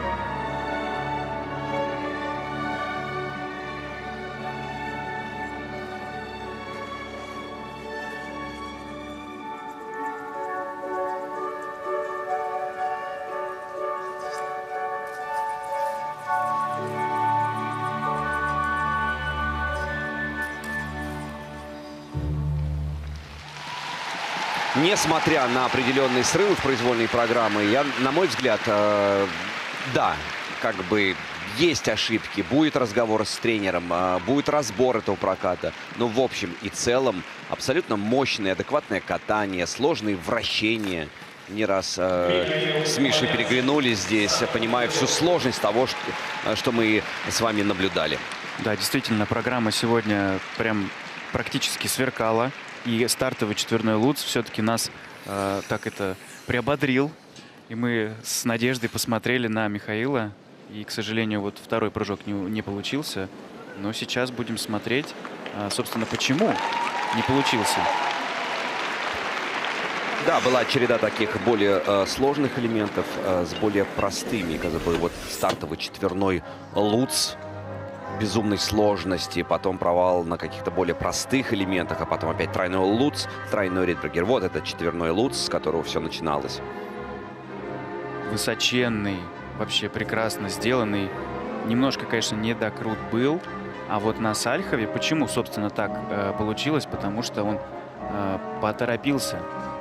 Вот мы много раз говорили, что после первого сделанного прыжка очень сложно именно остановить себя в нужный момент, чтобы не было таких серьезных ошибок.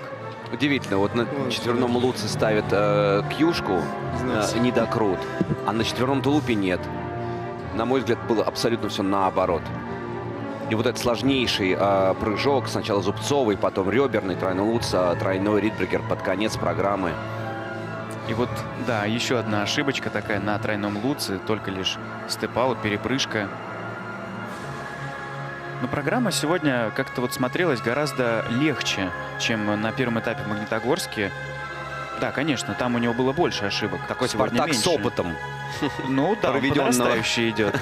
И костюм классный. Ну, ему и идет эта программа. Прям да, вот все сошлось. Фигуристый. Очень симпатичное катание, мне всегда нравилось, но вот сегодня почистить и засверкает.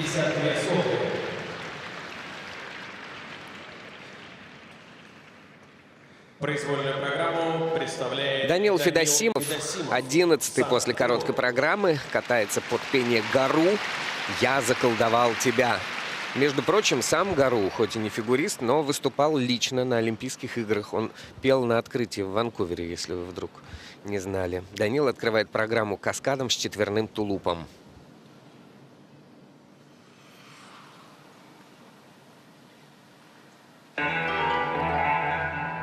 Yeah.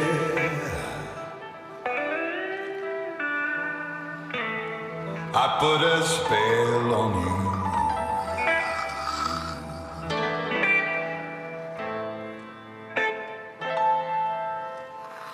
Because you're mine.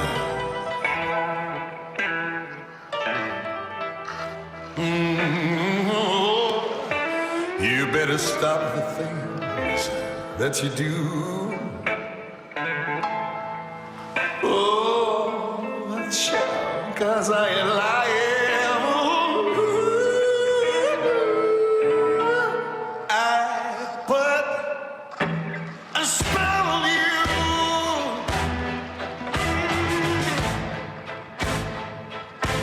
Because you're mine.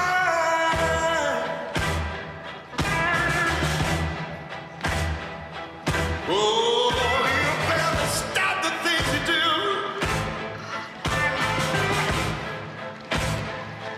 'Cause I'm telling you I ain't lying.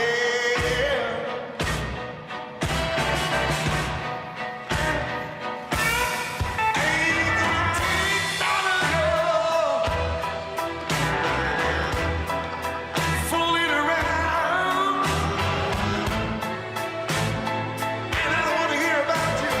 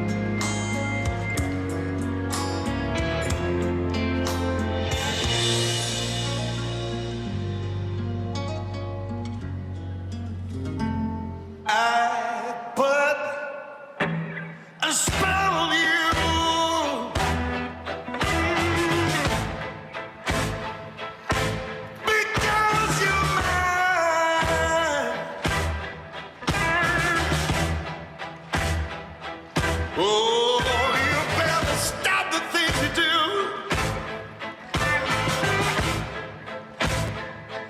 'Cause I'm telling you I ain't lying. Ooh, I put a spell on you. I got 1,000 tricks in my pocket, baby. And I'm gonna make you love me. I gotta make you love me. I gotta make you love me.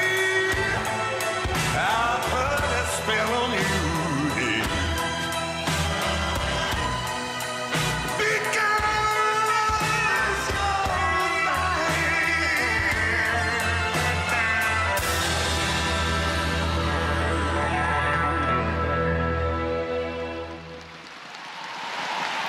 Но я немного запутался, честно говоря. Такие блестящие прыжки четверные делает Данил Федосимов. И, казалось бы, вот сейчас оно пойдет. И что вообще происходило в сегодняшней программе?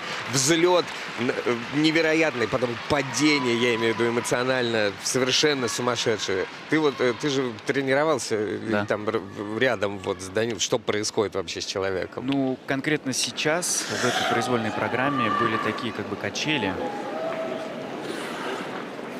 Действительно, после прекрасно выполненного стартового четверного тулупа, казалось бы, ну двойной аксель вообще ерунда, 2,5 оборота, но он просто вот развалился и, к сожалению, упал.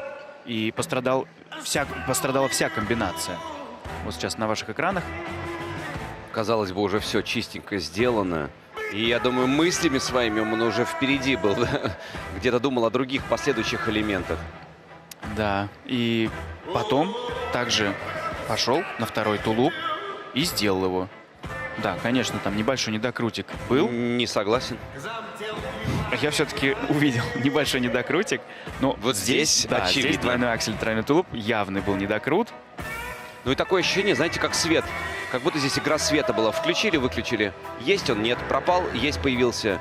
А так часто бывает, когда спортсмен начинает бороться с тем, чтобы не поддаться своему желанию.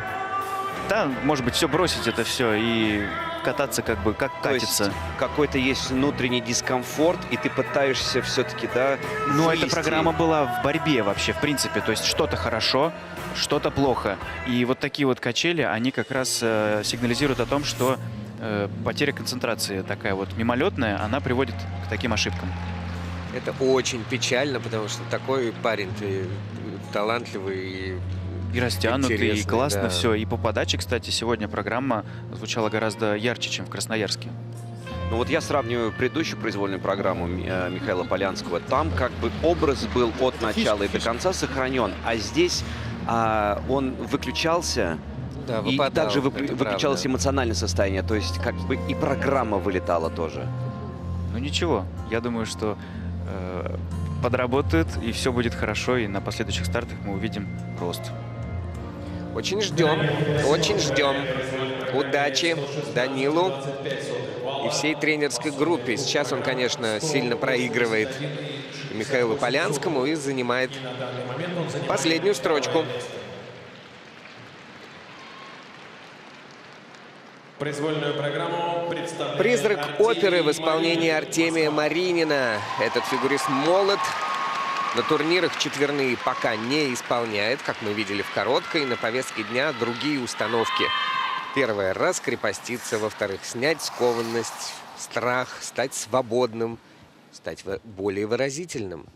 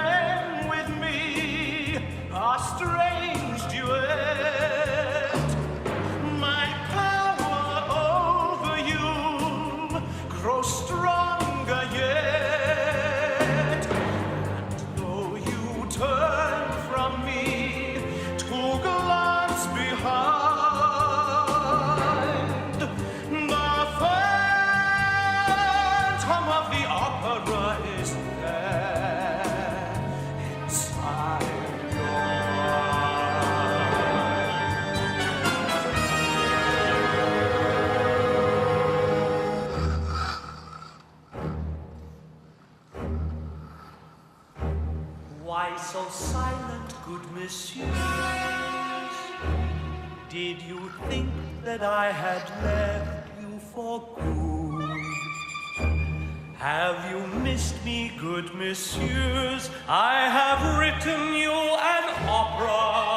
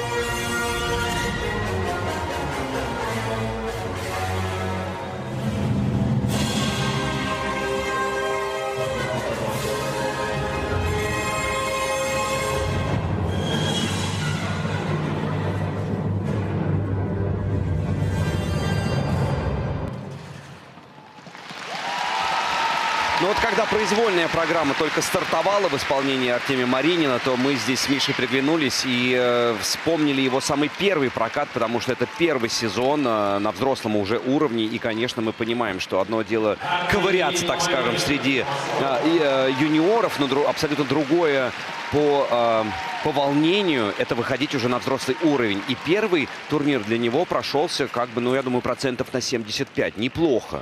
И вот сейчас, выходя, Миша уже, так сказал, рядом, вот уже с опытом определенным. Но... Одуванчик ты мой. Одуванчик. Все, не страшно больше? Кофту надел? Не страшно больше. Но вот, наверное, Светлана Соколовская, продолжая мою мысль о том, что вроде, казалось бы, опыт есть, но там другая арена, она более компактная, как бы там спокойнее. Ну а здесь, в Москве, посмотрите, трибуны практически полностью наполнены зрителем. Здесь, мне кажется, именно волнение съело Артемия. Ну, тем не менее, сегодня именно по программе было лучше. И вот с первых тактов, вот мы как раз, Алексей, с тобой обсуждали, что реально стало лучше и по эмоциям, по подаче. Это было неплохо. Но по подаче это возможно. Да, но вот, к сожалению, первый аксель надо было делать в каскаде, а он понадеялся, что сделается вторым. Но вот, к сожалению, сейчас теряет огромное количество баллов на этом. Дальше тройной сальхов, тройной флип, никаких вопросов. Все вращения 4-го уровня. Дорожка классная. И мы вот посмотрели его вращение. Алексей, как тебе? Хорошо ведь владеет? Нет, хорошо ребрами. Владеет коньком. Ну, я это наблюдаю уже на протяжении многих лет, как его отец, олимпийский чемпион Максим Маринин, прям усердно, досконально, как далекие 80-е, 90-е, проходит тот же путь своим сыном, как и мы, досконально очищая все непрыжковые моменты. И, собственно, они выражались сегодня в этих уровнях. Да, это здорово, потому что действительно дьявол кроется в деталях, и на непрыжковых элементах можно очень приличные баллы набирать. Дьявол кроется в деталях. Красиво. Но вот наш одуванчик, к сожалению, вот с прыжковым контентом сегодня не справился. Ничего, все впереди.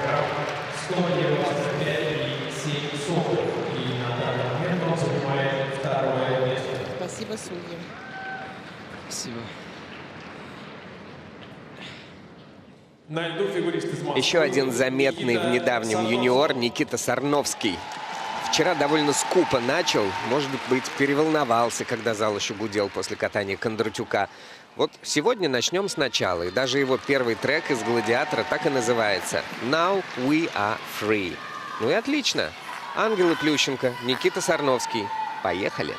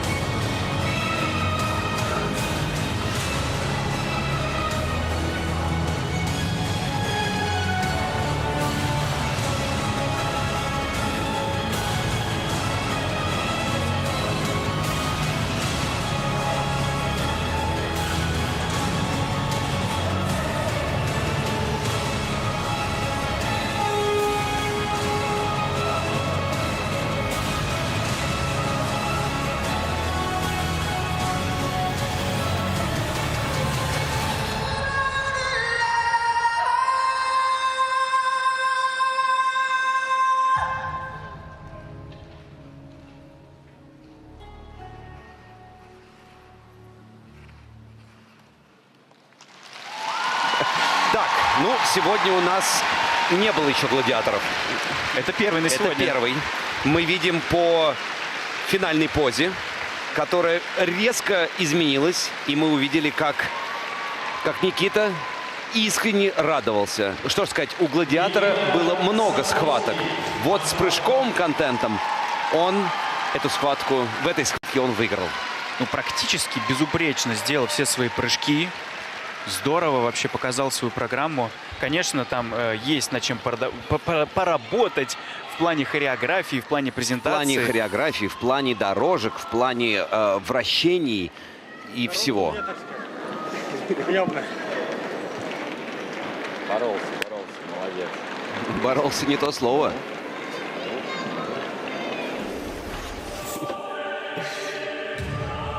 Да, ну вот, чтобы так доезжали до конца программы, я, честно говоря, не видел за весь вот наш сезон, который мы месяц работаем. Прямо уже совсем изо всех сил. Я еду.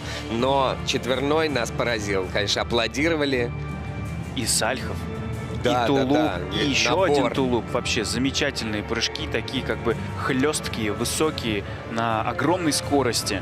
Ну вот четверной Сальхов в самом начале произвольной программы. Чисто. Ну, отнимает же это энергию. Конечно. Наверное, это невероятное количество на энергии взрослом отнимает. уровне непривычно вот так вот произвольно выдавать. Ну, соответственно, для того, чтобы выходить на более высокий уровень, конечно же, нужно все-таки попробовать изучить уже и более сложные четверные элементы. Но даже этого, имея в арсенале и четверной Сальхов, и четверной тулуп, и, собственно, сейчас продемонстрировал Никита 3 четверных прыжка в произвольной программе, это вполне может хватить. Но здесь, конечно, очень сильно нужно подработать вообще все, что окружает прыжковую часть.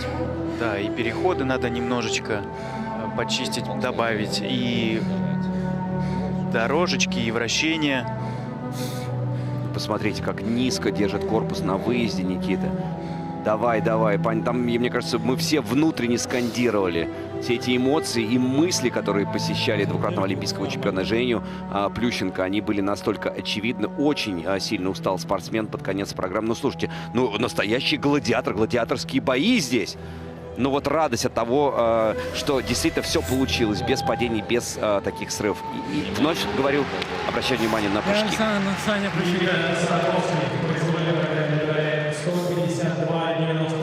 И он впереди на 9 баллов. Опережает Полянского, понятное дело. И по сумме двух программ 20 баллов преимущества. Ну, это было с технической точки зрения, конечно, шаг вперед сейчас у нас в этой группе участников. Дамир Черипко, Краснодарский край. Очень достойно катался накануне Дамир Черипко, ученик Ксении Желепинайте из Сочи. Выполнил прыжковую программу. Немного отстал в уровнях и компонентах. Ну, попробует догнать в своей произвольной программе. Программе о любви под песню Джона Ледженда.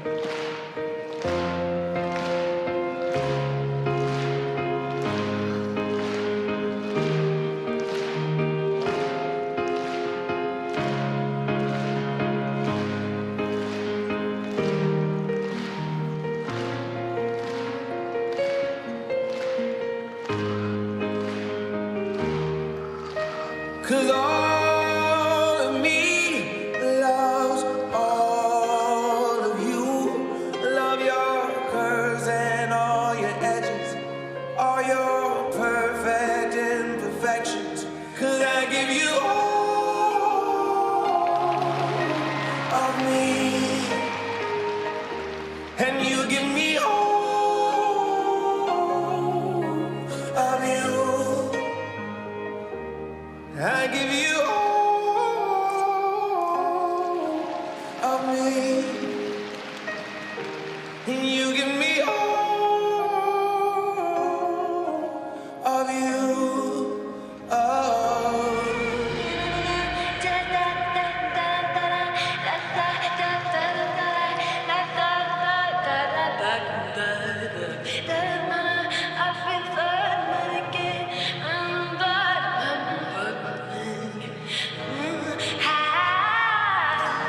Have a seat here for you.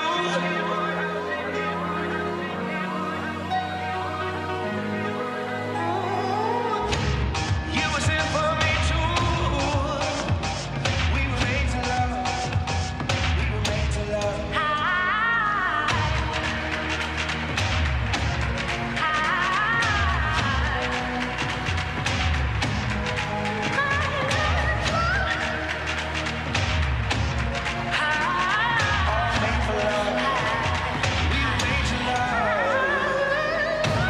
Have a seat here for you.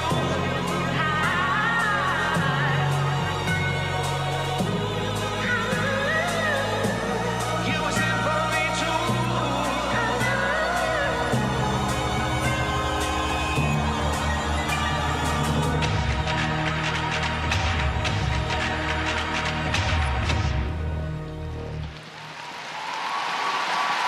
Ну, Дамир однозначно, можно сказать, выделяется на фоне остальных спортсменов такой своей какой-то своеобразной техникой, которая все равно ему позволяет совершать сложнооборотные прыжки. И хореография, тем не менее. Да, но хочется отметить, вы знаете, таких музык, таких песен огромное количество. То есть я говорю о том, что музыкальное сопровождение без особо очень какой-то яркой внутренней линии, за которую можно зацепиться. То есть как бы мы знаем тематику, мы знаем, про что песня, но она так проходит. Это вот не условная «Калинка-малинка», которую мы все прекрасно знаем. Я не про откуда родом та или иная музыкальная композиция, но есть определенные вещи, которые ты сразу понимаешь, с чем их сравнивать и что наслаивать друг на друга. Здесь такая как бы она была, но парень действительно вот правда яркий. Нравится искать вот какие-то линии в этом произведении, находить какие-то характеры, что-то рассказывать нам. Он этим увлечен. К сожалению, сегодня он откатался, ну, похуже получается, что в Красноярске, потому что здесь еще и упал, к сожалению. Но и вчера, и сегодня мы отмечали, насколько вот он, казалось бы, летит в какой-то немыслимой проекции, Да, но немыслимо. стоит, и причем насмерть стоит. Да, конечно же, приземления у него достаточно жесткие, и вот сейчас на ваших экранах был падение с четверного тулупа. Ну, это... Посмотрите, как расшатан его корпус. Он прямо... такие колебания из стороны в сторону, но это позволяет все равно. То есть как-то вроде бы нестандартно для нас, для нашего восприятия прыжки. Даже сейчас, видите, вроде бы и летел вначале идеально, но концовку чуть смазал. У него либо сначала все это начинается, но потом идеально, либо наоборот. Ну, свой стиль. И тем не менее, вот сейчас был тройной аксель в комбинации с двойным акселем через наружный выкрюк во второй части программы, и это само по себе сложно сделать, а уж тем более во второй части, когда силы начинают покидать. Ну, в общем, это еще одно такое бойцовское хорошее катание. Да, такая комбинация приносит 12,5 баллов, например, спортсмену во второй половине программы. Илья, Это Даня. ценно не Юра, только с привет. точки зрения работы над собой, но и чисто в плане баллов, в плане Ну и плюс результата. минус по уровням. Мы видим, ну, дорожка шагов второго уровня. А вот Ну, два вращения четвертого, четвертого. а первое комбинированное, там, да, не хватило позиции, поэтому тоже судьи только второй уровень ставят. Ну вот я так вижу по оценкам, что судьи и компоненты оценивают пониже у Дамира, чем было в Красноярске. Как-то вот настроение тоже, видимо, было потеряно. Поэтому пока такой результат. Третье место на данный момент уступил Михаилу Полянскому. Произвольную программу представляет Артем Ковалев. Артем Ковалев, верный и надежный ученик Александра Волкова. К сожалению, пока 7-й после короткой программы. Да, далековато. Но и турнир сложный, много мощных соперников. И на этом турнире идет очень мощная битва за компоненты, а не только за элементы. Сегодня эта битва у Артема Ковалева под хитовые треки Bon Jovi.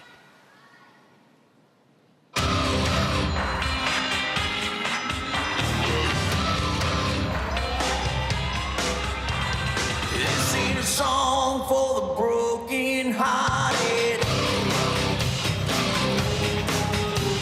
a silent prayer for faith departed. I ain't gonna be just a face in the crowd. You're gonna hear my voice when I shout it out loud. It's my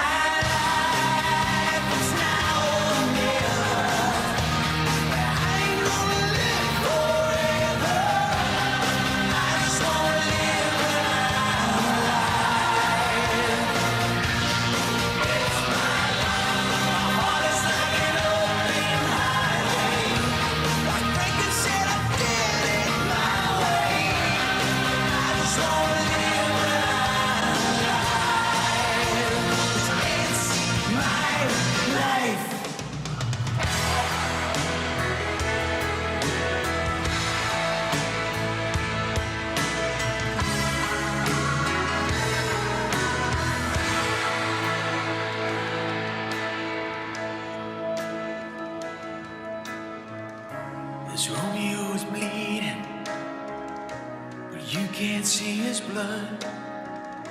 It's nothing but some feelings that this old dog kicked up. It's been raining since you left me. Now I'm drowning in the flood. You see, I've always been a fighter, but without you, I give up. Now I can't sing a love song like the way it's meant to be. Well, I guess I'm not that good anymore, but baby, that's just me. Yeah, I will love you, baby. Always, I'll be there forever.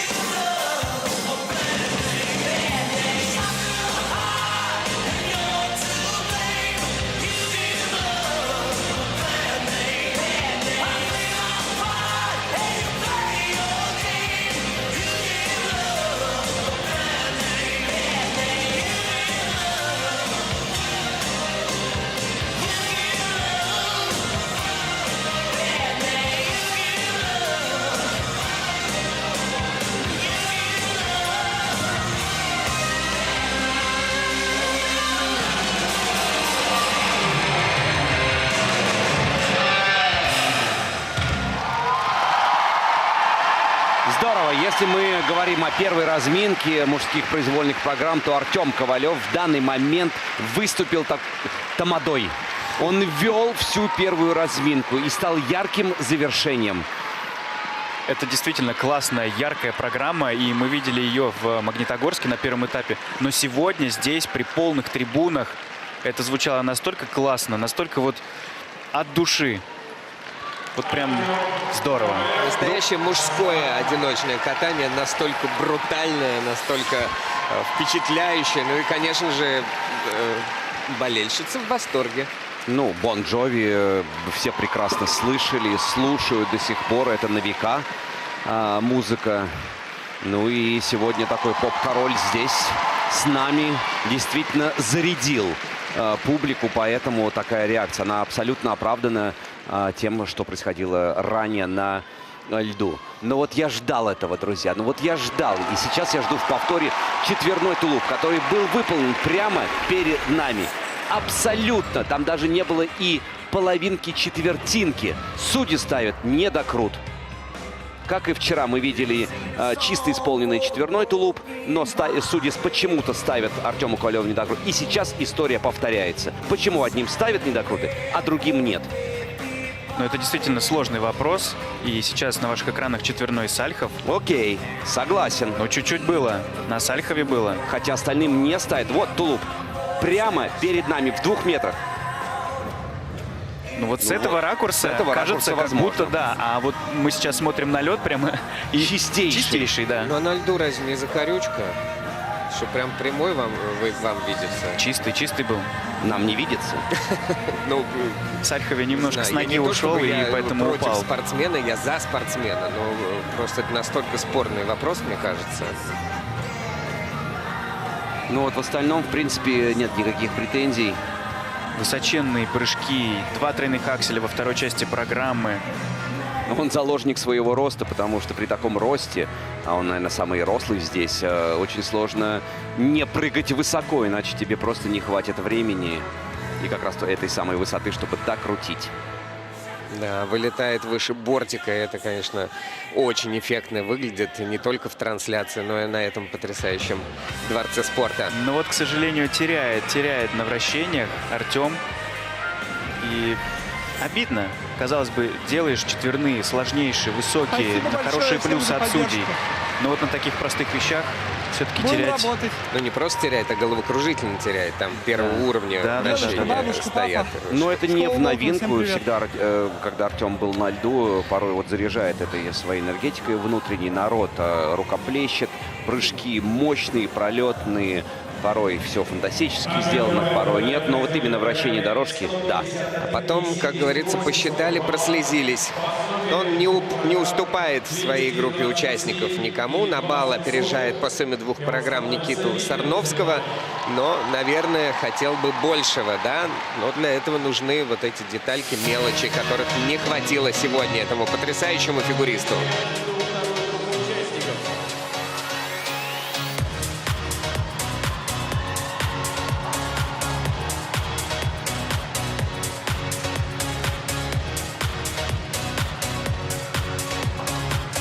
Семен Соловьев, Санкт-Петербург.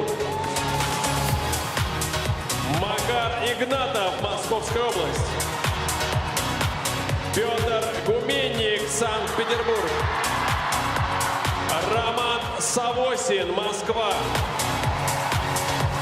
Марк Кондратюк, Москва. Евгений Семененко, Санкт-Петербург. Разрешена 6-минутная разминка. Очень повезло, конечно, московскому турниру с участниками. Может быть, кто-то не хотел ехать куда-то далеко от дома. Может быть, так жеребьевка получилась. Может быть, по состоянию какой-то там подготовки, здоровья, всего чего угодно. Но сегодня здесь у нас участники, которые могут вообще на любом турнире, любого уровня составить финальную группу, финальную разминку. Настроение на стадионе разрывное. Правда, по составу здесь очень крутые парни в этой во второй разминке, конечно, и Владик Киджи, и Лутфулин, и многие-многие. Они бы дополнили тех, кто сейчас находится на этой разминке. И я так внутренне сейчас анализирую. У нас даже, ну, прям топ-12 очень сильных парней в нашей стране. Они колоритные, абсолютно разнообразные. И что-то космическое, и абсолютно лирическое порой. Но здесь действительно есть на что посмотрите по реакции публики, когда представляли спортсменов. Мы понимаем, что люди фигурное катание понимают ничуть не хуже, чем специалисты. Первым в этой группе участников катается Семен Соловьев из Санкт-Петербурга. Его тренер Артур Гачинский на ваших экранах только что давал какие-то дополнительные указания своему спортсмену. Спортсмен очень внимательный. Вчера во время проката короткой программы даже обратил внимание на указания Михаила Калиды из комментаторской позиции. И потом вместе с Артуром Гачинским они обсуждали, кто это там тебе дает указания. Ну, молодец, катается очень хорошо. Вот он в сильнейшей разминке. Вслед за ним будет выступать Макар Игнатов, его тренеры. Сергей Алексеев, Евгений Плющенко, Ангела Плющенко, Московская область. С ними готовят свои программы, свои выступления Макар. Петр Гуменник неожиданным образом находится на 4-м месте. Ну, конечно, ценность по одним только элементам его короткой программы была настолько высока, что представить себе, что он вывалится из тройки, было очень и очень странно для любых наблюдателей, для любых экспертов, но так произошло, да, и падение, которое у него было в короткой, конечно, нас шокировало. Что сегодня, Миш, на разминке? А сегодня только что на ваших экранах был прекрасный четверной луц, который вчера как раз-таки в короткой у него не получился. Вероника Дайнека, его тренер, вчера, конечно, прославилась этим замедленным повтором, своей реакцией на его падение, но мы все были в абсолютнейшем шоке. Еще один ярчайший спортсмен Роман Савосин. Вот уж кто заслуженно в тройке этого турнира. И после своего короткого выступления он выступал одним из первых. И как он это сделал, задал тон на километры просто вперед своим катанием. Сегодня ждем от него мега-шоу. Ну, я бы вот про Романа как раз бы чуть меньше говорил, потому что настолько ярко скажут за него именно его выступления и выступление сегодняшнее в том числе. Конечно же, Марк Кондратюк совершенно потрясающий артист, не просто фигурист, артист, звезда. Вчера разорвал эти трибуны своим танцем, просто разорвал. Откуда у человека столько энергии? Каждый раз ты думаешь, ну не может быть, чтобы и следующее выступление было настолько ярким. Оно получается еще ярче, еще было подкреплено совершенно сумасшедшими прыжками, но усмотрели вчера судьи какие-то нюансы, и в луце тоже. Что сейчас было? Ну, вот у Марка сейчас только что был прекрасно исполненный четверной луц. Но продолжая рассуждение про Марка, хочется сказать, что он реально художник. Причем художник не только в реальной жизни, вне льда, но он еще художник здесь. Он пишет те картины, которые приходятся и по духу, по настроению прекрасным со всеми людьми, которые находятся. То есть нет, мне кажется, тех программ или тех людей, которые не в коннекшене вместе с творчеством Марка. Это правда. И еще один художник, Евгений Семененко, то, как он сделал свою короткую программу накануне, это была абсолютно звездная программа с такой энергией, с таким характером. Вот, ну, все время хочется привести какие-то слова, ну, там, наглость, предположим. Это вроде как плохое чувство, да, но когда ты изображаешь вот этого вот персонажа на льду, это же не ты, это же ты изображаешь, но оно есть, оно дерзость, наглость, вызов какой-то определенный. Это была настоящая роковая программа, видно было, как ему это все нравилось, насколько у него проработаны тоже были все детальки и костюм, и, ну, в общем, молодцы. Поэтому сегодня, ну, что говорить, вот финал Гран-при прошлогодний, он весь здесь пьедестал, да, соревнуются в очередной раз. Что, подмигнул тебе Марк Кондратюк? Да, подмигнул. Он Значит, достаточно расслабленным таким выглядит и хорошо проводит свою 6-минутную разминку. Да и вообще, парни, я вот смотрю, они в потрясающей форме находятся. Татьяна Анатольевна Тарасова, Ирина Анатольевна Чайковская, Александр Ильич Коган. Все здесь, все высшее руководство. Ну, собственно, пропустить этот турнир нельзя, потому что здесь те люди, которые будут представлять нашу страну буквально через несколько месяцев на зимней Олимпиаде. Произвольную программу представляет Семен Соловьев, Санкт-Петербург. Вторую группу участников московского этапа Гран-при открывает Семен Соловьев. Он тренируется в Санкт-Петербурге у призера чемпионатов мира и Европы Артура Гатчинского. Накануне в короткой программе неплохое было выступление у Семена, но какую-то часть баллов потерял. Потерял на вращениях. Посмотрим, как сегодня он собран для своей произвольной программы.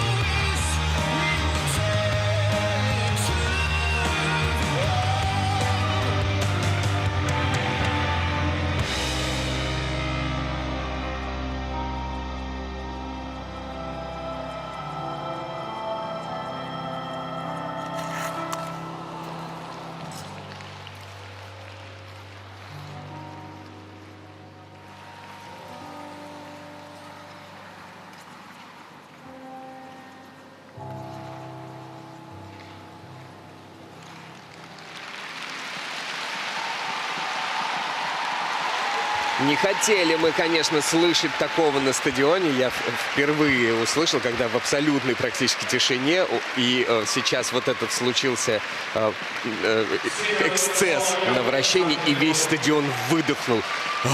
Это как? И мы в шоке, конечно. Очень неожиданная концовка произвольной программы. Насколько он классно катался и что сейчас произошло. Потеря концентрации, скорее всего, потому что когда ты уже видишь финишную прямую... Молодец. Не хотят нам выдавать секреты, Артур Гачинский. Когда ты уже видишь финишную прямую, казалось бы, вот он, конец близок, и ты начинаешь расслабляться подсознательно, и вот такие вещи иногда вылезают. Ну а так, хорошо. Да, прыжковая часть немножко такая зажатая, но самое главное, да, он всегда, да, конечно, это же не сильно меняется в зависимости от сезона. Все прыжки чистые, да. Все нормально, без всяких недокрутов. То есть и вот сейчас мы на судейском протоколе видим, что и судьи не ставят никакие прыжки на пересмотр. Видите, достаточно это по второй узко, части да, программы. Узко так входит прыжок, но да, есть такое. Главное, что делает. Очень плотная группировка, что позволяет ему докручивать элементы. Да, вот единственный недокрутик находят таки на тройном луце во второй части программы, там, где он рукой коснулся. Там у него должен был быть каскад, и надо было все-таки цеплять хотя бы двойной. И цеплять, и зарабатывать вот эти вот баллы. Артур в шоке. Да мы все в шоке.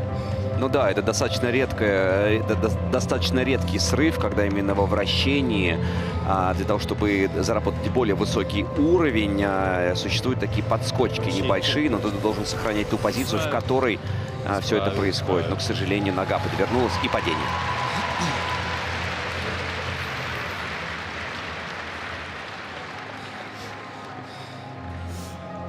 Но все равно понятно, что работа ведется. С кем, что называется, не бывает. Кто с ласточки падал?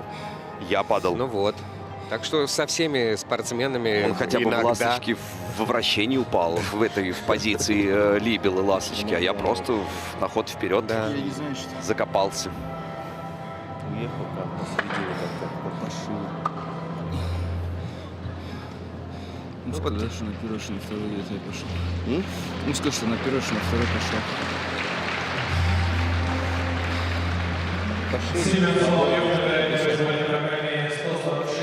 Семен Соловьев на третьем месте на данный момент. На 4 балла вперед пропустил Сарновского, на 5 Ковалева. И на данный момент он занимает третье место. Произвольную программу представляет Макар Игнатов, Московская область. Произвольную программу на московском этапе Гран-при собирается исполнить Макар Игнатов. С тренерами Ангелов Плющенко Макар подготовил выступление в атмосфере фильма «Джокер». Много драмы, взрослое осмысленное катание, все же поиск. Пока вкатывается, не все чисто, даже вращение, есть к чему стремиться, но это же пока начало сезона, а Макар уже не мальчик. Возле бортика его поддерживает жена с годовалым ребенком.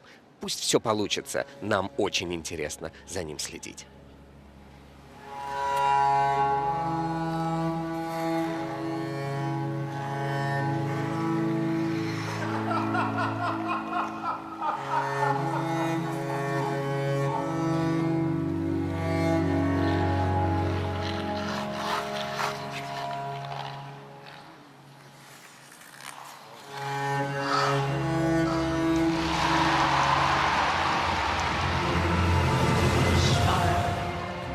Though your heart is aching, smile, even though it's breaking.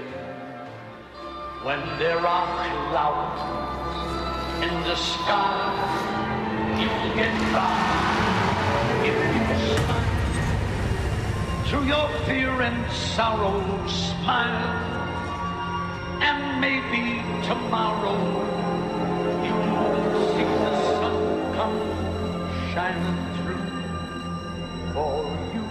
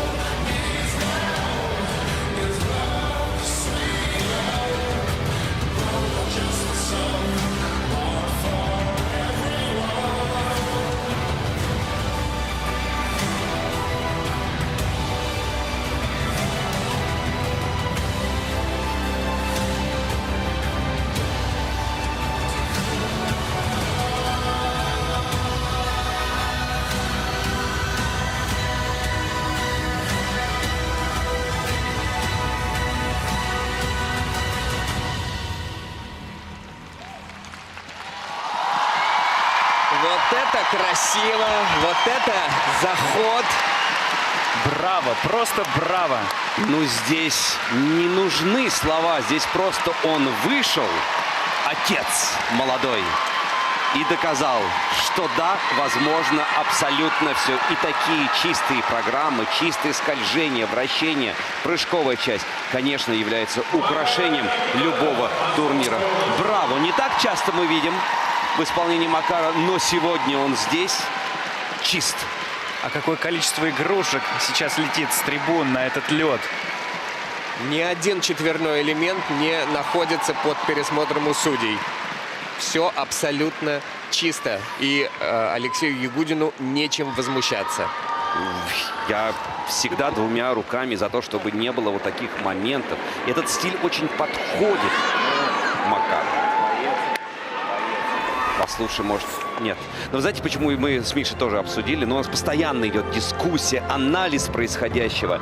Поскольку Макар, ему порой тяжело выкатывать произвольную программу, вот этот стиль, который позволяет ему постоянно дышать, мягкие руки, плавное скольжение, дает ему вот эту возможность докатиться. Да и вообще эта программа, она настолько сбалансирована, что сначала четверной Ридбергер, четверной Сальхов, 4-3 тулуп-тулуп, затем хореодорожка для того, чтобы немножко прийти в себя, подышать, почувствовать ножки, так скажем. Затем четверной тулуп. Во второй части тройной аксель, Оллер, тройной Сальхов. Ну вот все-таки находят судьи небольшой недокрут на тройном акселе. Это вот единственная такая, может сейчас единственный вот момент. Этот докручен. Да, дальше тройной аксель, вот, тройной аксель посмотрим. был докрученный. Докручен. Ну, абсолютно не согласен. Вновь не согласен. Абсолютно чистый тройной аксель во второй половине программы. Все прыжки были чистые, и мы видим, как Александр Трусова радуется вместе. Здорово, просто здорово. Русская ракета и Джокер. Вот он все вращения отнес на финал программы, да? Это ему помогло или нет, Миш?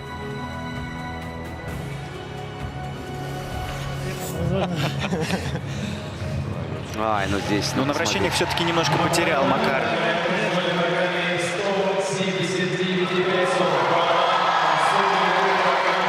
Ну что же, мощные баллы, сильно мощнее, чем были в Казани у Макара, но это и не мудрено. И он, конечно, впереди. Наш ориентир — это 264 балла по сумме двух программ.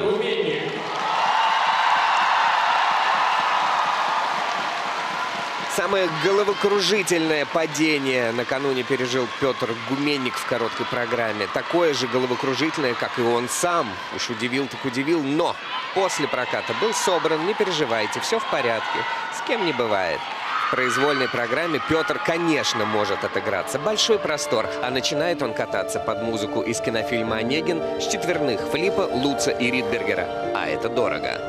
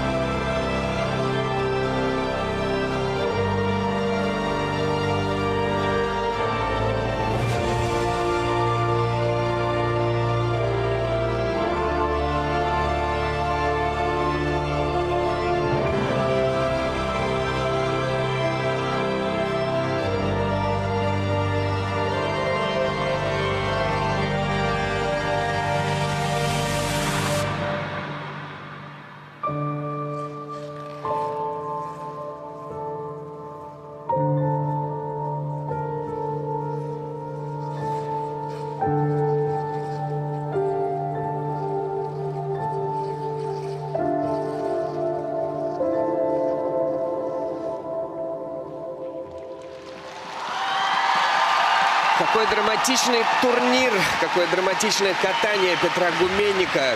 И, наверное, будем рассматривать его в рамках именно драматичного турнира, да, потому что это первое появление этого спортсмена в этом сезоне, полноценное.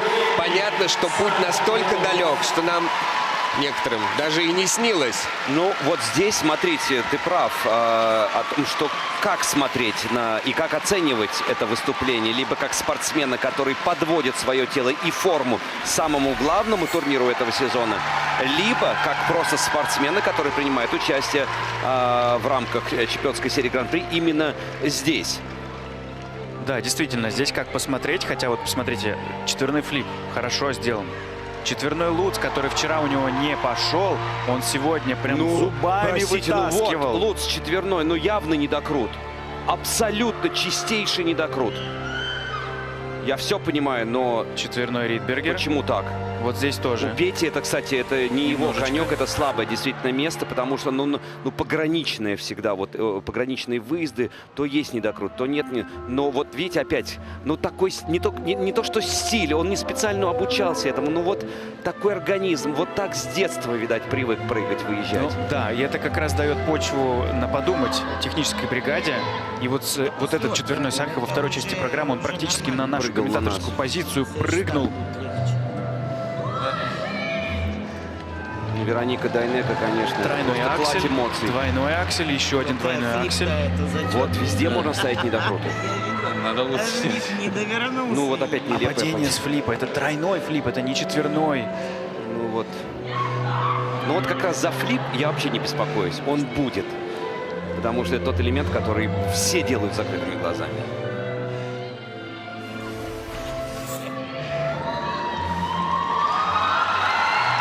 Такие вот интересные у нас соревнования и такие вновь эмоциональные качели. Дикие качели. Но надо сказать, что взаимоотношения тренера и спортсмена показывают нам, что они действительно относятся к этому старту как к очередному шагу, к очень важной точке в этом сезоне.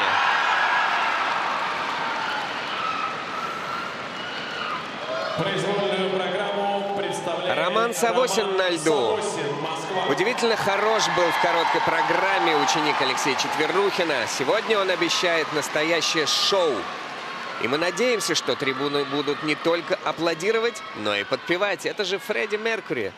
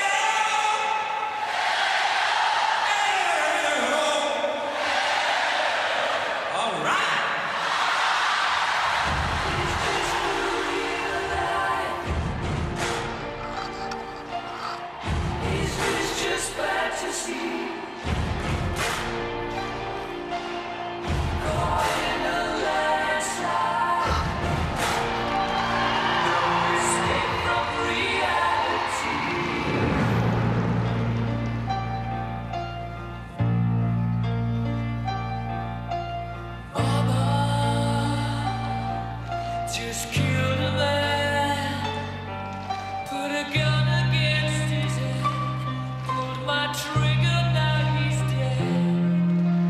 Mama, life had just begun, but now I've gone and thrown it all away. Mama,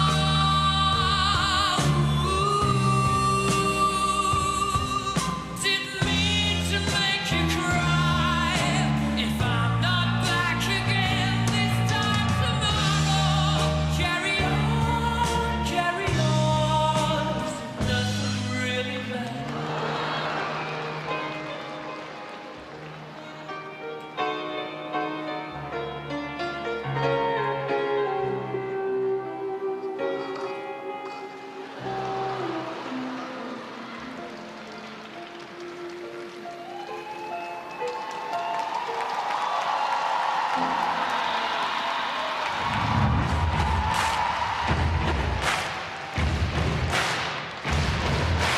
Buddy, you're a boy, make a big noise, playing in the street, gonna be a big man someday. You got mud on your face, you big disgrace, kicking your can all over the place, singing, we will rock you. We will rock you. We will rock you.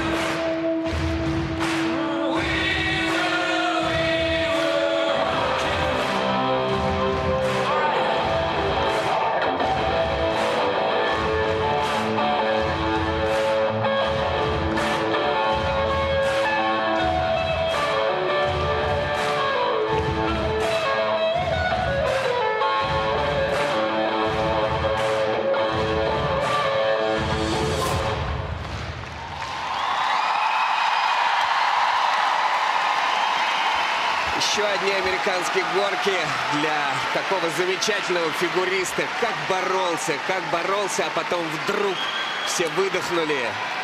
Эх. Ну, вот Роман Савосин — это и спортсмен, и артист, и актер. Официальный партнер Федерации фигурного катания России на коньках ТЭБ-банк восхищается своими клиентами и всеми участниками соревнований. Всем, кто проявил себя на этом льду, ТЭБ-банк желает не останавливаться на достигнутом и двигаться только вперед. Какое яркое представление прямо сейчас было перед нами. И вот действительно настолько обидно. Хотя тройные, там кажется, тройной аксель, тройной луц, да, это не самые легкие тройные, но это все-таки тройные, потому что он сделал три четверных прыжка, 4-3 в самом начале программы. Чисто, здорово. Затем четверной сальхов. Небольшой недокрутик есть. Я просто уже молчу. Четверной тулуп. А здесь Ну, чисто. да. И судьи как раз тоже Поддержали. не находят этого недокрута. Ой, ну вот как?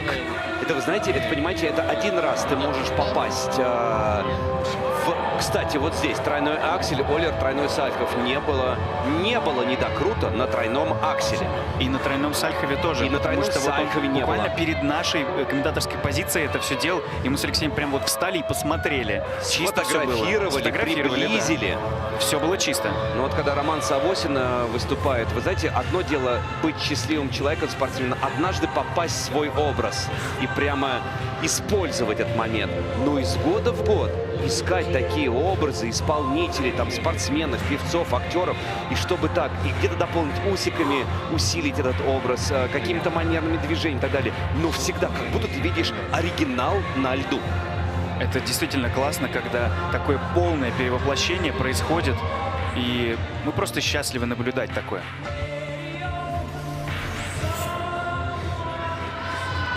Какое же расстройство было на этом прыжке. Ну, правда, такой как будто вот все опустилось в единичном количестве. Ну, вот провал. Прям вот 2 прыжка, 2 падения. К сожалению, уважаемые зрители, за каждое падение еще 1 балл дедакшена. А еще надо было докатать программу на радость зрителям. Да, он третий по произвольной программе и третий на данный момент по сумме 2 программ. А впереди еще 2 спортсмена, и каких?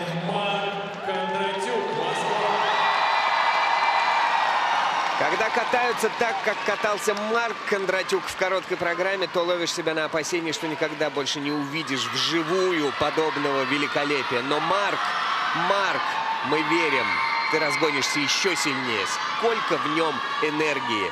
Сегодня его катание — это драма. Но драма с хорошим финалом, ведь добро остается в сердцах. Список Шиндлера.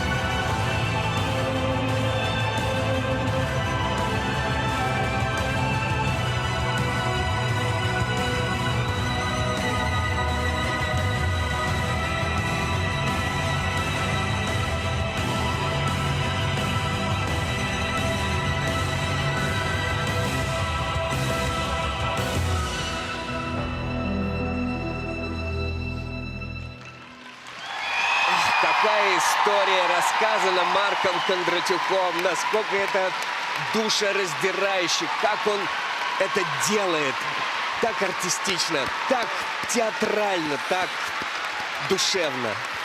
Ну вот когда выступают мужчины или девушки, когда что-то действительно очень тебя волнует в процессе, то порой после выступления хочется задать вопрос зрителю: а вас так же зацепило? Так же ли вы были вместе с Марком, как одно единое целое? Да 100%, Да. 100%, потому что сейчас публика здесь в зале визжит. Но она и при Жене это Семененко, просто и чистый кайф. Да. Это было наслаждение сейчас наблюдать эту историю, рассказанную Марком. К сожалению, всего лишь одно падение, один срыв. Да, начал как с четверного луца, идеально исполненный, чистый, с длинным выездом, без недокрутов. Все было Вот четко здесь. и чисто. Четверной тулуп, падение, а в И Магнитогорске он сделал бабочку, сделал только двойной. Светлана Соколовская, это что такое? А я могу описать, да, Миш? Это означает то, что, казалось бы, там четверной флип, луц, Ридбергер, более сложные четверные. И для таких супер-мега спортсменов, как Марко Дратюк, четверной тулуп, в принципе, да, вот как с закрытыми глазами уже Практически теперь. да. Но И каков поэтому он был такая вот хорош реакция даже тренера. после этого падения. Как будто вот не было ничего. Весь был в катании. Потому что настоящий профессионал Марк. Несмотря на какие-то там неточности, он все равно продолжал оставаться и держал этот образ до самой последней позы. Разрыв программы, конечно. Но вот, кстати, Марк славится еще тем, что, выполняя очень сложный контент, зачастую допускает огромное количество вот маленьких каких-то помарочек. Так, то носом клюнет на выезде, то еще что-то. Где-то дважды, по-моему, не мог додержать одно положение в вращательном элементе. А И они сегодня все работали. четвертого. А сегодня четвертого уровня работают, слышат. Это как диалог, это не монолог, это диалоги.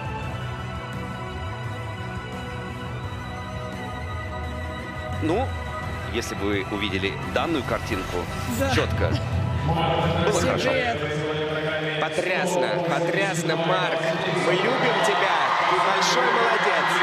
И он на 7 баллов опережает в произвольном катании Гуменника на 3 балла Игнатова. И впереди по сумме 2 программ. Оторвался накануне в короткой программе Евгений Семененко. Как показал результат, все было не зря. В произвольной он сейчас предстанет в драматичном образе римского полководца, пережившего предательство и гибель семьи. Ученик Татьяны и Алексея Мишиных в битве за первое место с такими великолепными фигуристами, показавшими несколько минут назад мощнейшее катание.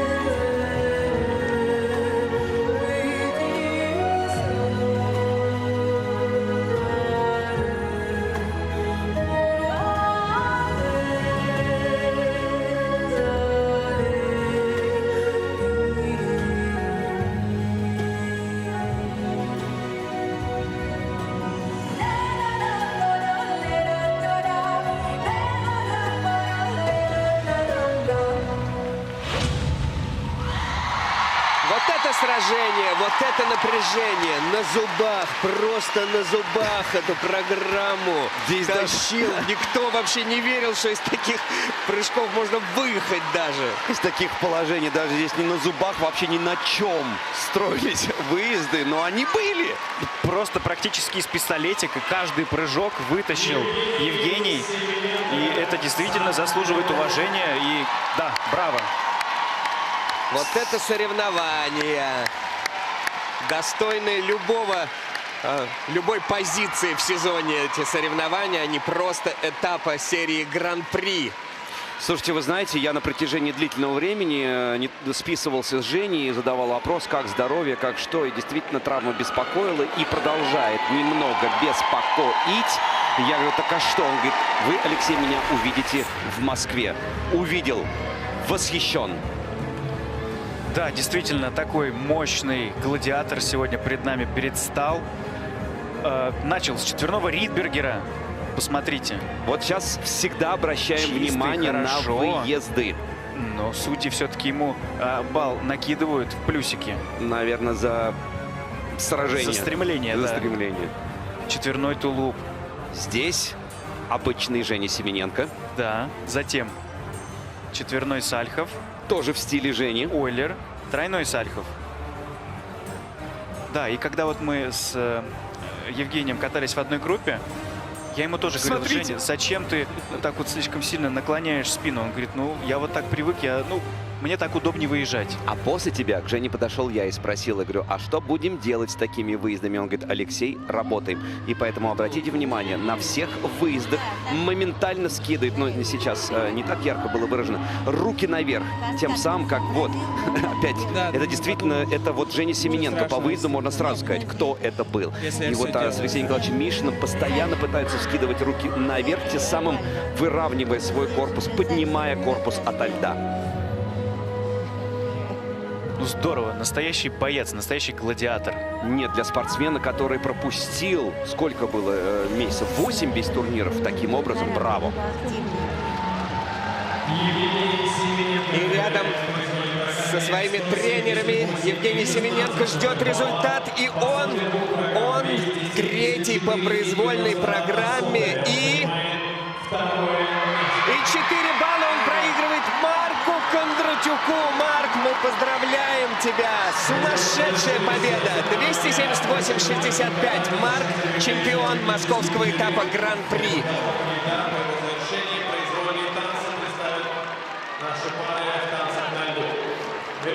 Вот это да, ребята, вот это драма. Слушайте, а помним чемпионат России, когда одинаковые были результаты у двух спортсменов, и из-за того, что один спортсмен набрал чуть больше по второму баллу или по одной из программ, когда чемпионат России решались золотые медали, какая борьба была там. И сейчас, казалось бы, плюс-минус идентичные результаты именно по катанию, по набору, по контенту, но мы видим вот такое распределение. Можем соглашаться с этим, можем нет, но кататься и бороться, как это делал сегодня Женя Семененко, обязательно нужно. И как это делал Марк Кондратюк, который даже после падения не остановился на секунду, он только усилился в своем катании, и он, конечно, сегодня заслуженный чемпион. У Марка вообще-то сильнее контент прыжковый, чем у Жени Семененко, но все-таки хочется поздравить всех ребят и двигаться только вперед. Ну а Пете Гуменику просто искать себя и вперед штурмовать новые высоты. Интервью с Марком Кондратюком в Kiss and Cry прямо сейчас. Завершились произвольные программы на 4-м этапе Гран-при России. Гран-при России по фигурному катанию на коньках. Я теряю дар речи, потому что какая же это была борьба. Это было что-то невероятное. И кто, как не Марк Кондратюк, умеет побеждать в таких битвах. Марк, ты пока у нас единственный человек, кто выиграл сразу 2 этапа Гран-при России. Рассказывай, каково тебе быть в роли короля? Ну, такие тезисы мы сразу как бы откидываем. Не был и не стоит начинать. Какой-то дикий фарт. Оба этапа. То есть все шло к тому, что у меня будет медаль, но не золото. что в Магнитогорске, что здесь. В Магнитогорске я думал, что я буду третьим, а здесь вторым. И оба раза какое-то чудо. Я выиграл оба этапа. Удивительно. Но почему же чудо? Ты откатался с одной ошибкой сегодня, да, с грубой. Но, казалось бы, отрыв после короткой был ничтожным. И нивелировать его было не так сложно, как мне кажется, с таким опытом, который у тебя имеется. Почему такое неверие в себя и в свой результат? Да я думаю, мне так даже спокойнее и жить, и кататься. Как меньше будто бы ответственности меньше. Да. Мне кажется, когда человек ставит себе какую-то планку максимум, если он ее не достигает, это больше удар по психике, наверное, чем когда ты, как-нибудь нормально что-то сложится. И если складывается очень хорошо, это просто превышает твои желания и ожидания, и это тебя радует еще больше. Твоя первая реакция, когда ты только вышел из образа после произвольной программы, ты сразу же пошел разговаривать со своим четверным тулупом. Расскажи, сразу скажу, запикать не успеем мы в прямом, поэтому примерно расскажи, что ты говорил своему четверному тулупу. Я был раздосадован этим прыжком. К сожалению, за 2 этапа у меня не получилось 2 элемента. Это 2 четверных тулупа. Но есть и положительная динамика. В Магнитогорске это была бабочка, то есть вместо четверного был скручен двойной прыжок. Сегодня скручено 4, но на 5-ю точку. На чемпионате России будет на выезд. Есть шанс. Это я сказал сейчас тренерам, что вдруг у меня 1 попытка на сезон, я ее держу на чемпионат России. Дай бог, чтобы было так. Как будто бы, или мне показалось, по силам этот этап тебе дался полегче. Произвольную программу, буквально не теряя скорости. Первый 14 альхов во второй половине был вообще шикарно исполнен по сравнению с прошлым этапом, где ты боролся за этот элемент. Можно ли сказать, что ты проделал какую-то колоссальную работу именно по физике, чтобы дотягивать эту сложнейшую по эмоциям произвольную программу? Я ежедневно катаю программы, не целиком, но большими кусками, связками. Поэтому, конечно, со временем катать программу становится все легче и легче. И действительно, когда я сегодня выступал, я, наверное, первый раз почувствовал в этом сезоне, что я получаю искреннее удовольствие в произвольной и не пытаюсь дожить до конца. То есть у меня все нормально. Стало больше сил? Думаю, да. И, наверное, какая-то уже, повторюсь, привычка от того, что каждый день ты одно и то же накатываешь. Организм, привыкает банально. Адаптация произошла. Да. Даже в конце у меня 2 вращения и дорожка. Я поймал себя на мысли, что у меня много времени остается. Что мне не надо сейчас бежать, сломя голову, крутить по полоборота всякие позиции. Что у меня прям времени с запасом. Это значит, что я и все делал достойно, и силы у меня были на исполнение этих элементов. Тебя в любом городе России принимают очень тепло и на ура, но было ли легче тебе кататься в родных стенах, можно так сказать? Ты москвич, и помогал ли тебе зал сегодня тоже почувствовать себя, королем не буду говорить, но победителем на этом турнире? Да, действительно, хотел бы выразить слова благодарности всем людям, кто сегодня был и будет продолжать смотреть на трибунах. Ваша поддержка просто какая-то выдающаяся, мне кажется. Всех очень тепло встречали, провожали. Я это слышал и до своего проката, и после. Спасибо вам большое. А насчет того, что легче или нет, я думаю, что то, что мне сегодня было легче, это не связано с тем, что я выступал в Москве. Но, конечно, особенно приятно радовать зрителей своего родного города. Твои планы перед чемпионатом России? Есть еще больше месяца у тебя времени. Ударная нагрузка, отдых, мини-отпуск, что-то творческое, может быть, расскажи. В конце ноября я буду выступать на шоу в Китае. Еду туда на несколько дней. Так что сейчас, можно сказать, чуть-чуть выдохну, откатаю шоу и дальше несколько недель буду упорно готовиться к чемпионату России.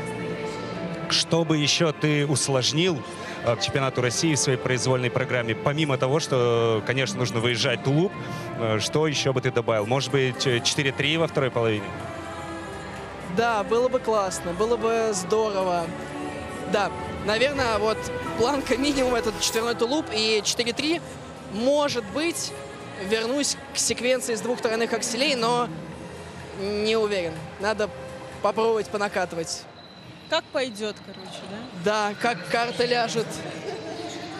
Там еще дальше есть присказка. Неважно. Не будем. Не будем. Пишите в комментариях, какая присказка есть у Марка Кондратюка к этой пословице. А мы его отпускаем праздновать, получать удовольствие от победы, уже второй в этом сезоне на этапах Гран-при России. Марк может выдыхать. Он сделал программу «Максимум» для себя, порадовал своих тренеров, своих болельщиков и себя 2 золотыми медалями. Да, спасибо всем еще раз большое. Кажется, попал на чемпионат России. Кажется, отобрался. Поздравляем! Спасибо. Поздравляем Марка, отпускаем его дальше раздавать интервью, автографы и фотографироваться. А мы в нашей студии ждем прекрасную олимпийскую чемпионку Пекина Анну Щербакову, которая уже торопится в наш Kiss and Cry, в нашу студию, чтобы рассказать нам с Евгенией о своих эмоциях после того, как она прокомментировала такую невероятную битву наших мужчин. Ань, привет, рада тебя видеть. Рассказывай, впечатлена? Максим, Женя, привет. Эмоции, конечно, просто через край. Даже не знаю, с чего начать. Ну, конечно, наверное, с победителя. Марк Кондратюк. Очень сильное выступление.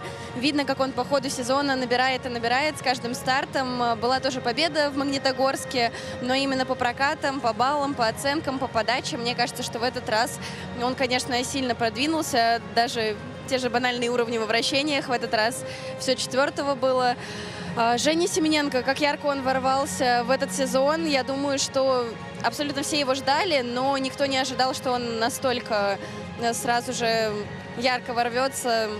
И в короткой, и в произвольной программе с чистыми прокатами, да, были какие-то помарки, которые как раз-таки не позволили победить сегодня. Но программы обе, я думаю, что очень понравились, полюбились уже зрителям. И, конечно, 4 четверных прыжка — это очень мощный контент. А мы с Женей просто аплодировали правой ноге Евгения Семененко. Это было невероятно. Я каждый раз уже казалось, что удивить больше нельзя, но каждый раз все больше и больше удивлялась, как он умудряется вытащить эти прыжки.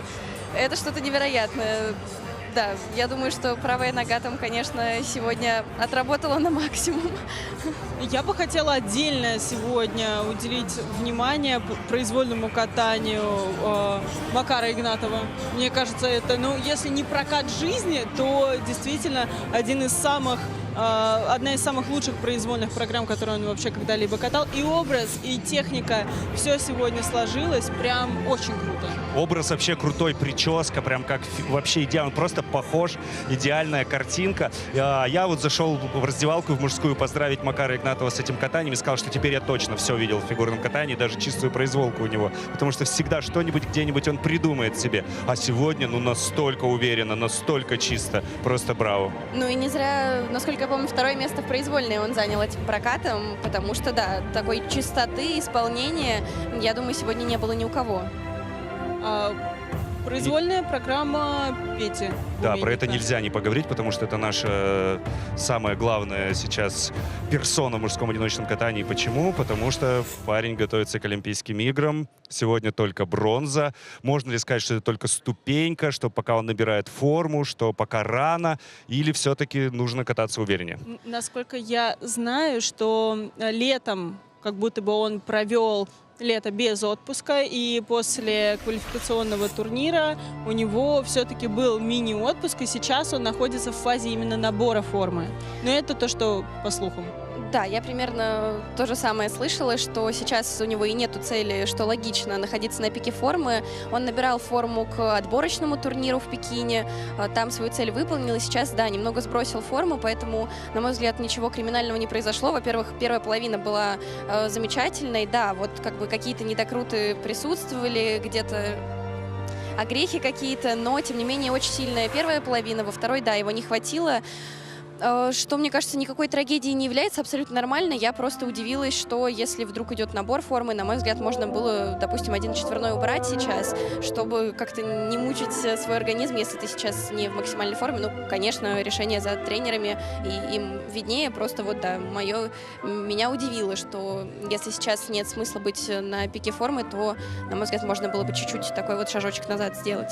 Но здесь я вмешаюсь, потому что Петя был у меня в подкасте совсем недавно. Кстати, кто не смотрел, на сайте Первого канала обязательно посмотрите. Там Петя рассказывает про свою подготовку. И он сказал, что вот он планку снижать пока не планирует.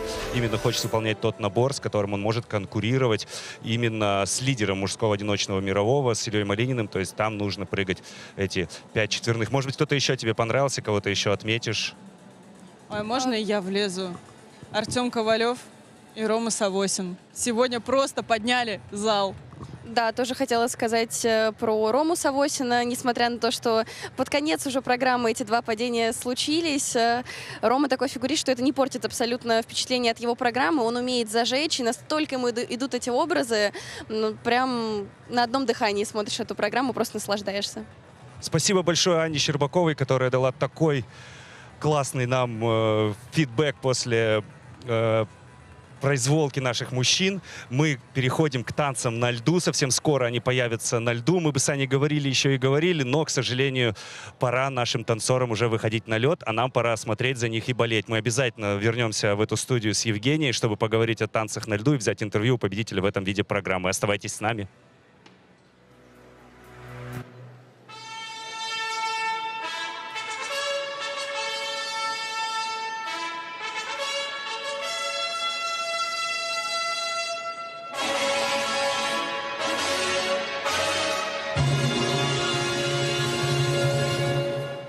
Добрый вечер, уважаемые зрители, любители фигурного катания. Добро пожаловать в Москву на ЦСКА-арену. На 4-й этап всероссийских соревнований Гран-при России «Золотой конек Москвы» по фигурному катанию на коньках. Через несколько минут мы начнем соревнования в танцах на льду. Будет представлен произвольный танец. Мероприятие проходит при поддержке Департамента спорта города Москвы. Официальный спонсор соревнований – открытое акционерное общество «Российские железные дороги». Прямо сейчас в фойе напротив сектора 202 проходит автограф-сессия Алексея Ягудина. Она продлится до 17:15.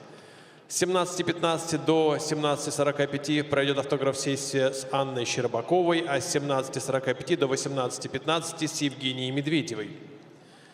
Напоминаю вам, что не разрешается видео-фотосъемка с использованием вспышки. Просим вас выключить звуки мобильных телефонов и не бросать подарки и цветы на лед. Подарки и цветы, вручаемые спортсменам по окончании их выступлений, должны быть полностью завернуты. Благодарим за понимание. Представляем вам официальных лиц нашего турнира. Старший судья Алла Шаховцова, Москва. Судья номер 1 Мария Грибоносова-Гребнева, Москва. Судья номер 2 Сергей Чемоданов, Московская область. Судья номер 3 Полина Якобс, Санкт-Петербург. Судья номер 4 Елена Ушакова, Москва. Судья номер 5 Юлия Андреева, Москва. Судья номер 6 Никита Логачев, Ленинградская область. Судья номер 7 Лолита Лабунская, Москва. Техническая бригада. Технический контролер Елена Фомина, Санкт-Петербург. Технические специалисты Дмитрий Наумкин, Екатеринбург. И Иван Ведеров, Москва.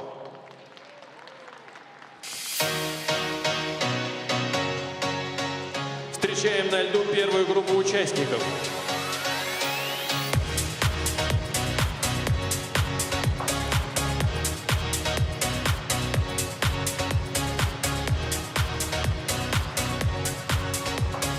Елизавета Кириллова, Илья Карпов, Нижегородская область.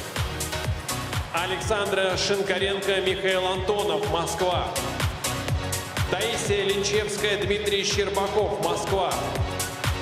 Александра Прокопец, Александр Васькович, Московская область. Анна Коломенская, Артем Фролов, Москва. Разрешена 5-минутная разминка. Ну вот и они, танцоры в произвольном танце на Гран-при России по фигурному катанию в Москве. Какой сегодня увлекательный день, совершенно разрывает мозг, душу, сердце, все разрывает зрителям, как на стадионе, так и Первого канала. Ну, а танцы, конечно, хотелось бы отдохнуть и просто насладиться, но ведь не дадут же, наверное, не дадут, Елизавета. А? Мы вам не дадим, мы вам не дадим. Здравствуйте, Василий. На комментаторской позиции Елизавета Худайбердиева. Здравствуйте, Привет. здравствуйте, уважаемые зрители, любители и фанаты танцев на льду. Мы с удовольствием будем наблюдать сегодня произвольные танцы и, конечно же, никому отдохнуть не дадим. Первая группа участников уже здесь. И первыми катаются Елизавета Кириллова, Илья Карпов. Елизавета и Илья представляют Нижний Новгород, где тренируется Кирилла Коновалова. Мы помним их ритмический танец под Мадонну, да. Сегодня у них новый образ. Это будет Джеймс Бонд. Очень красивая оркестровая версия музыкального сопровождения. У ребят, у Елизаветы и Ильи. Будем наблюдать за их произвольным танцем. Опять же, снова хочу отметить очень красивый костюм у Лизы. Да, С нетерпением очень, ждем очень. ее произвольный танец. Александр Шинкаренко и Михаил Антонов сейчас на наших экранах. Ребята из тренерского штаба Анжелики Крыловой вчера допустили обиднейшую ошибку в самом конце своего ритм-танца, но мы верим в ребят и надеемся, что сегодня они откатают безошибочный свой произвольный танец. Музыка из фильма «Бэтмен», саундтрек. Видимо, «Женщина-кошка», да? Да, «Женщина-кошка», ну и «Бэтмен», и вот эти гости из этих комиксов на льду очень редко встречаются. Здорово, что ребята выбрали это направление. Вполне себе еще популярное, несмотря на кризис комиксов в голливудском кинематографе, но мы не будем на этом останавливаться. Ой-ой-ой. А вот и начинаются страсти. Таисия Линчевская и Дмитрий Щербаков. Ребята из группы Ксении Румянцевой и Екатерины Волобуевой, по 20 лет обоим из партнеров, будут кататься под лирическое произведение, музыку Элизы Люмли, «Крип». О том, что, как же там поется у нас, может быть, я странный, может быть, я сумасшедший. Но я такой, какой я есть, что Да. называется. Это как будто бы обращение к судьям, но судьи обычно глухи к таким исповедям. Им подавай твизлы, чтобы были на хорошем ходу и быстро, и еще и вдобавок рядом друг с другом. Все это понятно. У нас с судьями мы... Все у нас с судьями понятно. Я поняла вас, Василий, И в я вас хорошем поняла. смысле тоже, Елизавета. Александр Прокопец и Александр Васькович тоже на ваших экранах. Они будут кататься под вариацию на музыку знаменитую Эдварда Грига в пещере Горного Короля. Ну вот они как раз сейчас возле судей отрабатывают свои хореографические моменты. Надо сказать, вот те, кто берут такую тему, они, конечно, всегда рискуют тем, что нужно медленно-медленно начать, а потом всегда закончить на какой-то высочайшей ноте, да, и, ну, очень увлекательная будет программа. Мы с удовольствием ее посмотрим еще раз. Так же, как и мы с удовольствием будем наблюдать за произвольным танцем Анны Коломенской и Артема Фролова. 19 лет Анне, 22 года Артему. Давно уже ребята катаются вместе, мы их любим, мы их обожаем. И спортсмены очень достойно себя проявляли на юниорском уровне. Анжелика Крылова и Людмила Алексеева сейчас на ваших экранах, тренеры ребят. У них прекрасная история «Кармен» в нетипичном прочтении, не в классическом варианте. Нам показывают очень красивую Анечку, которая настраивается на свой произвольный танец. Уже последние секунды разминки. Ребята собираются с мыслями, с холодной головой. Надо сказать, что все творческие здесь подобрались ребята. И если даже какую-то тему мы, может быть, уже видели неоднократно, но в их прочтении вот в какой-то новые вариации, новые костюмы, новые хореографии. И зачастую, я уже отмечал неоднократно, что вот нынешние сезоны, нынешняя эпоха — это такая эпоха каверов, когда многие знаменитые темы переворачиваются с ног на голову новым прочтением. И за этим дико интересно наблюдать. Пара из Нижегородской области. Елизавета Кириллова, Илья Карпов. Елизавета Кириллова, Илья Карпов тренируются в Нижнем Новгороде. У Кирилла Коновалова катаются сегодня под Джеймса Бонда. Какая уж там пионерия.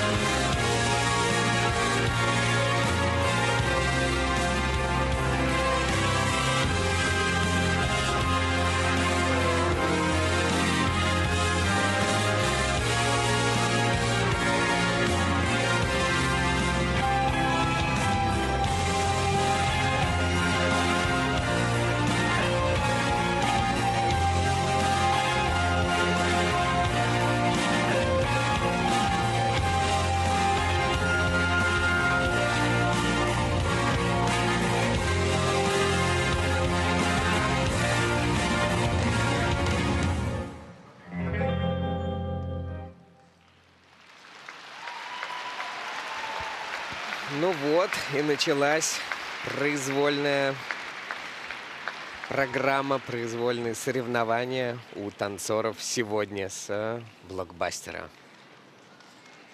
Ну, ребята, как мы видим, мне кажется, довольны тем, как они прокатали. И проехали спортсмены без срывов. С душой. Да, это 100%. Прекрасная, потрясающая музыка в исполнении Imperial Orchestra. У меня с произношением чуть хуже, чем у вас Василий.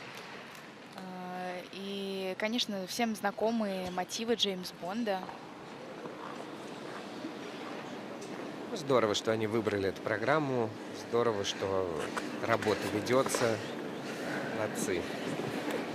Поддерживает их. Плечи больше не летают. Я больше не катаю. Что сказала спортсменка? Мы подслушиваем. Ну, ребята очень артистичные, и мне кажется, что они по-настоящему любят то, чем занимаются, потому что мы уже упоминали вчера, что Елизавета и учится в университете, 15 лет танцевала в танцевальном ансамбле в Нижнем Новгороде. Да, ну и партнер Илья Карпов тоже увлекается программированием, рисованием. Закончил бакалавриат и магистратуру по специальности прикладная информатика и аналитика данных. Так что ребята серьезные. Что касается уровней сложностей, ребята выполнили 2 поддержки по дуге и вращательная комбо-поддержка, оба на 4-й уровень, с хорошими надбавками. Также мы сейчас видим секцию параллельных твизлов. Спортсмены получили минусовые GOE, потому что были непараллельные руки, непараллельно находилась нога на 2-м твизле.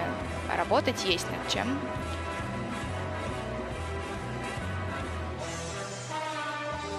Красиво, эмоционально. Прямо вот читаются взаимоотношения Бонда и девушки. И очень Бонда. красивые образы, по-моему, очень подходят ребятам. Лизе. Мы их поздравляем с завершением этого турнира для них. Маша, подруга, привет. Мама, папа, привет. Все. Мама, папа, привет всем. Ну да, это же самое прекрасное. Когда все следят благодаря Первому каналу по всей стране и даже за рубежом и смотрят, как здесь соревнуются их родные, близкие или просто их любимцы. Это точно. И это огромная возможность для спортсменов с разных регионов выступать на такого масштаба уровня соревнований и транслироваться по Первому каналу.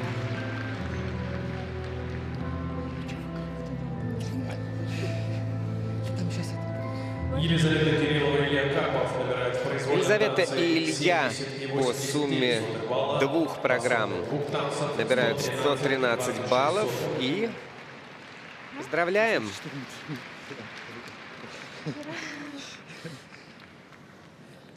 На льду пара из Москвы Александра Шинкаренко. Александра Шинкаренко и Михаил Антонов выбрали в этом сезоне отличные темы для своих танцев. В произвольном они катаются в стиле Бэтмена и Женщины-кошки. Нечастые гости на ледовой арене даже в танцах. Тренеры Анжелика Крылова и Людмила Алексеева умеют выбирать со стилем.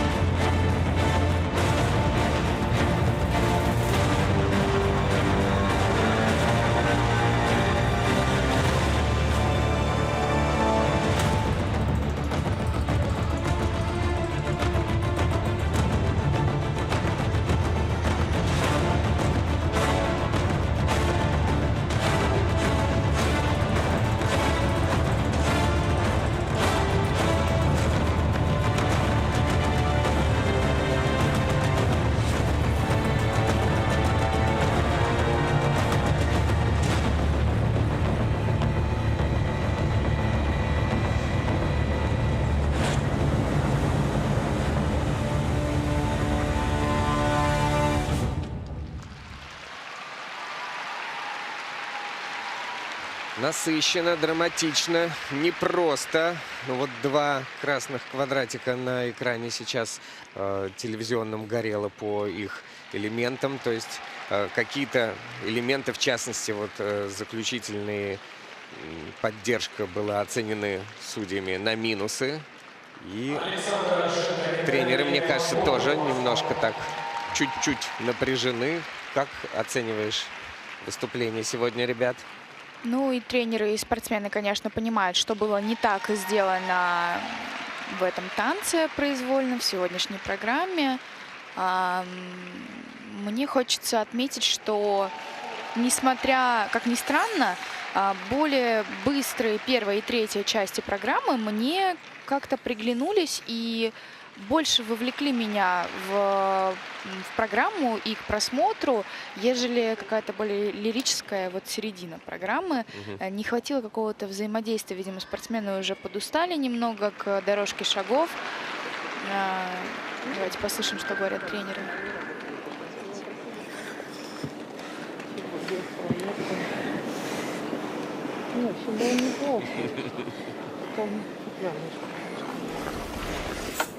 Саша невероятная красавица, очень яркая, харизматичная девушка. Мне хочется взять смелость и посоветовать Михаилу чуть повнимательнее, наверное, относиться к партнерше, в том плане, что все мы, конечно, расстраиваемся, но это сцена, и мы должны держать лицо до самого последнего момента. Небольшие совсем, а точнее даже минусовые надбавки, вычеты, точнее, даже, как надбавки могут быть минусовыми. Минусовые вычеты в твизлах, секции твизлов, потому что была непараллельность. В первом твизле Саша чуть больше перекрутила первый твизл, и была какая-то такая потерянность в элементе. Но тем не менее они остались 4-го уровня, то есть вот эти недочеты, они не повлияли на уровень, все черты были выполнены, да? Да, на уровень не повлияло. Также не самые большие джуи на комбинированной поддержке, не хватило как будто немного скорости, а вот приближающая к финалу программе дорожка хореографическая мне понравилась, так же, как и ассистирующие прыжки. Они оценены здорово судейской бригадой. А вот финальная поддержка не на уровень, которая, слава богу. Вот видите, что не закинул на плечи, видимо, не помню, как именно должна была выглядеть эта поддержка. Но молодец, что продолжил вращать Михаил, потому что если бы не было этих 3 секунд, которые идентифицируют поддержку как хореографическую поддержку, он бы вообще остался без элементов. То есть получается, что ну вот некрасивая, корявая, но все равно поддержка, а так как у нее нет уровня, это как хореографический элемент, то и молодцы, ну просто минус чуть-чуть вычли, да, за отсутствие красоты, и свой балл-то заработали. Ну молодцы, молодцы, это тоже опыт. Это тоже опыт.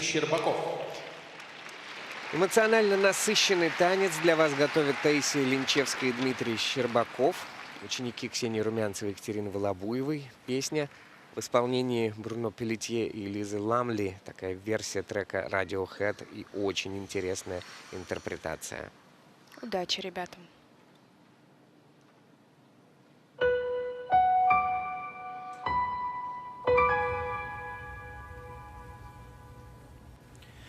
When you were here before, could look you in the eyes. You're just like an angel. Your skin makes me cry. You float like a feather in a beautiful world. You're so special. I wish I was special.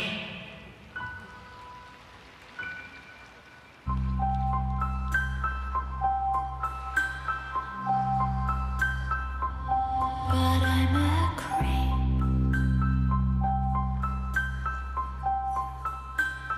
I'm a widow. Why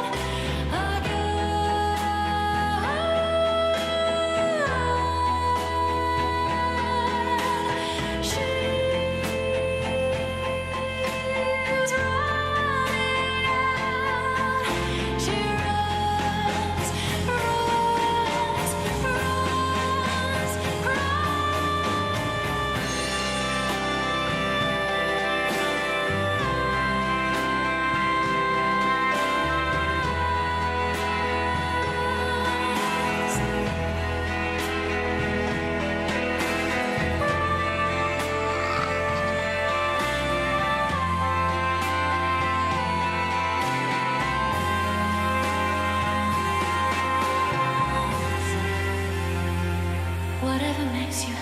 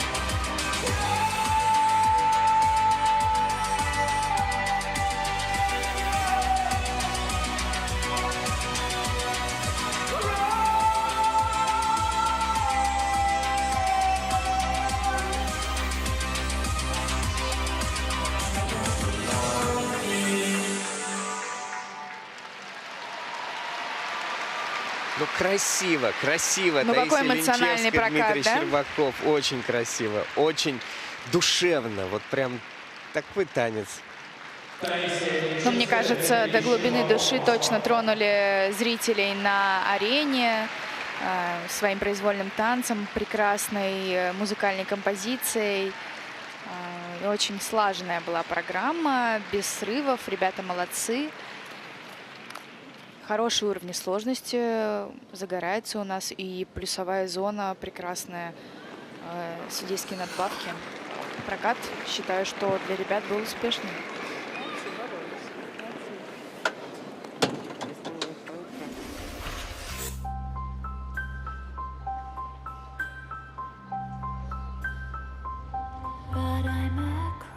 Очень интересный был заход сейчас на ваших экранах, в повторах. Сразу не понимаешь, что за элемент, а это вход во вращение у спортсменов с пролазом очень неожиданным. Даже вот бывает, что какие-то сложности, но в движении мы, кстати, даже не заметили, да, что были какие-то помехи. Вот в замедленном повторе мы видим, почему не самые высокие джоуи получают спортсмены на таком элементе, как синхронные твизлы. Интересный переход между первым и вторым твизлом, очень сложный. Все равно в плюсе, там балл 16 все-таки, прибавки. Практически ничего не пересматривают у спортсменов судейская бригада. К сожалению, только первые уровни для каждого из партнеров и на дорожке на одной ноге, которая сейчас была у вас на экранах, дорогие зрители, и на дорожке в позиции по кругу. Но все остальное очень хорошего качества, на высочайший уровень 4. Вращение, поддержка вращательная, 2 поддержки по дуге. Как раз комбинированная поддержка в сложном положении у партнерши. И завершающая хореослайд.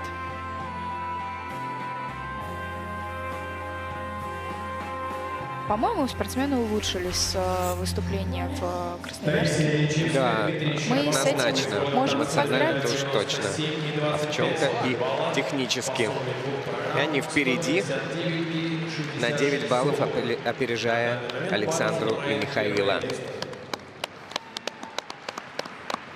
На льду Александра Прокопец, Александр Прокопец и Московская Александр область. Васькович катаются под знаменитую эмоционально разгоняющуюся тему Эдварда Грига в современной обработке. Вот такие эмоциональные качели — это всегда непросто, ведь темп повышается ближе к концу программы и зачастую выдерживают не все.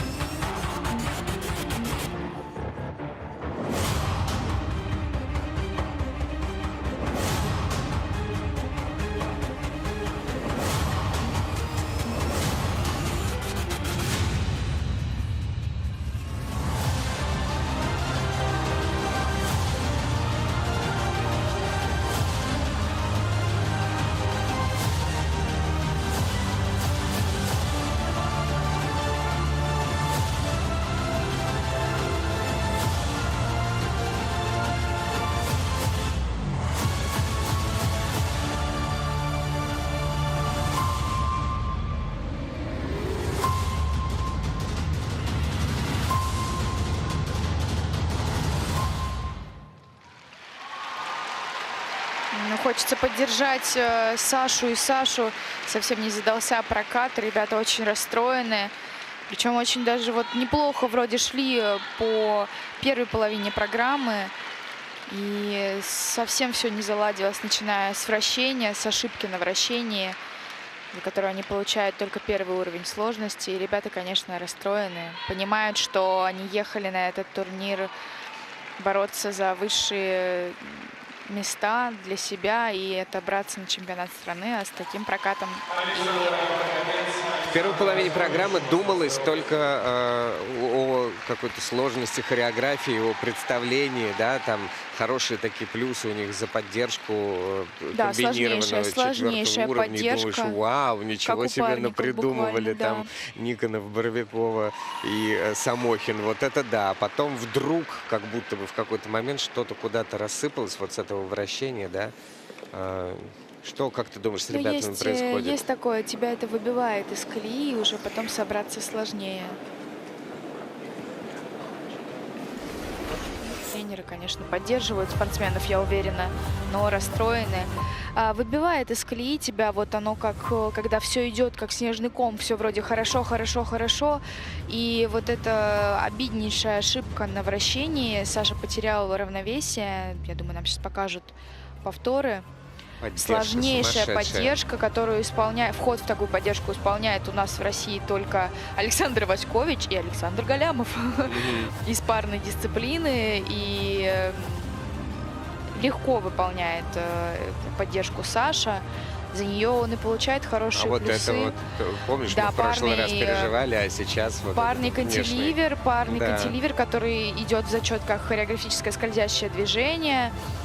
Третий уровень поддержки на месте. Вот сейчас мы видим, что была некая пауза перед вторым движением у партнерши. Я думаю, что не взяли второй выход, из-за этого только третий, а не четвертый уровень. Вроде близкие твизлы. Вроде близкие твизлы, да. И совсем немножечко прям расходились. Но на втором Саша совсем потеряла равновесие, так как это конец программы, седьмой элемент.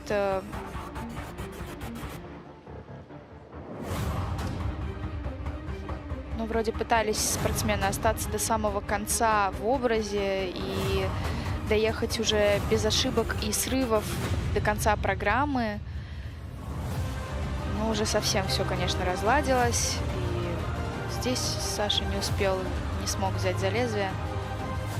Но это опыт, это нужно прожить, нужно это пережить, проанализировать и двигаться дальше. Аплодисменты публики в качестве поддержки ребятам. Здесь у нас во Дворце спорта над льдом, конечно, висит огромный экран, и видны все эмоции крупным планом благодаря трансляции Первого канала. Невысокие оценки, конечно же, для них. Они проигрывают даже Шинкаренко и Антонову не только в произвольной программе, но и по сумме двух программ. Это грустно, но нужно собраться. На льду Анна Коломенская, Артем Фролов, Москва. Еще одни спортсмены Анжелики Крыловой и Людмилы Алексеевой. Шестые после ритм танца они были. Анна Коломенская и Артем Фролов. Их второй взрослый сезон. Все еще происходит разгон. Хочется больше, выше. Но самое главное, что у них получается очень интересные и нетривиальные программы. И вот даже если это Кармен, все равно это какая-то другая Кармен.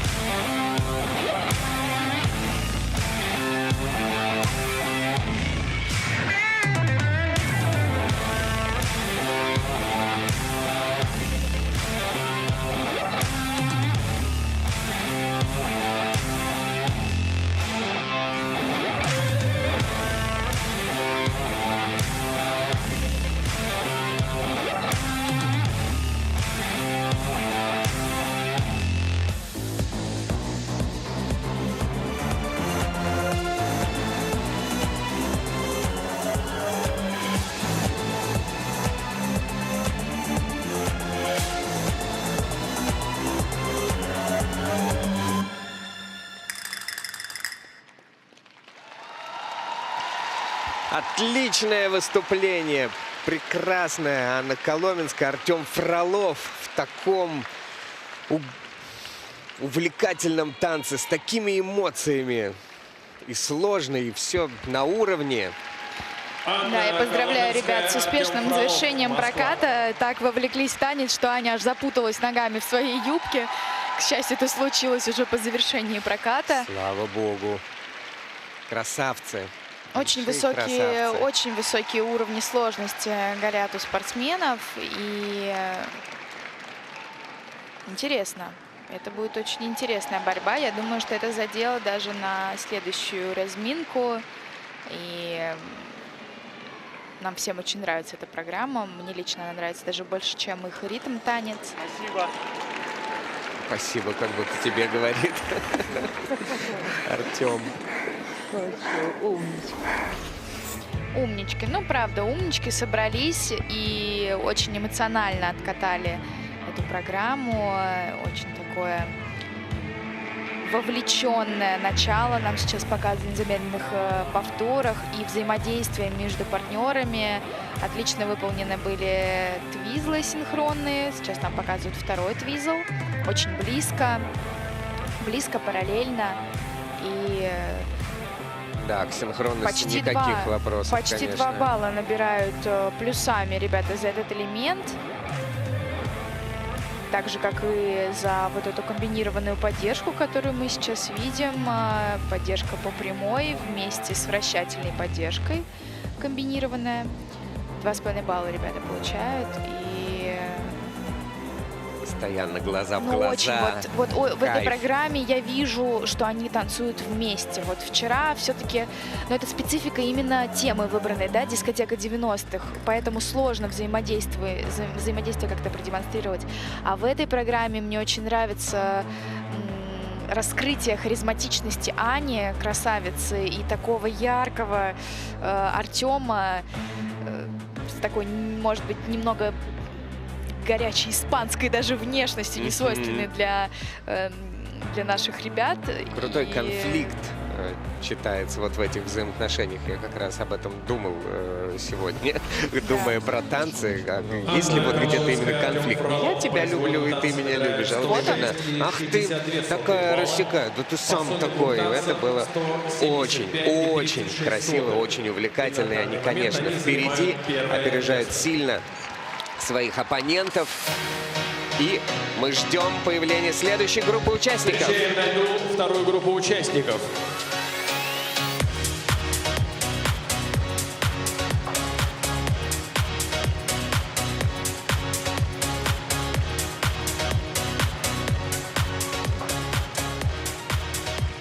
Софья Шевченко, Андрей Ежлов, Москва.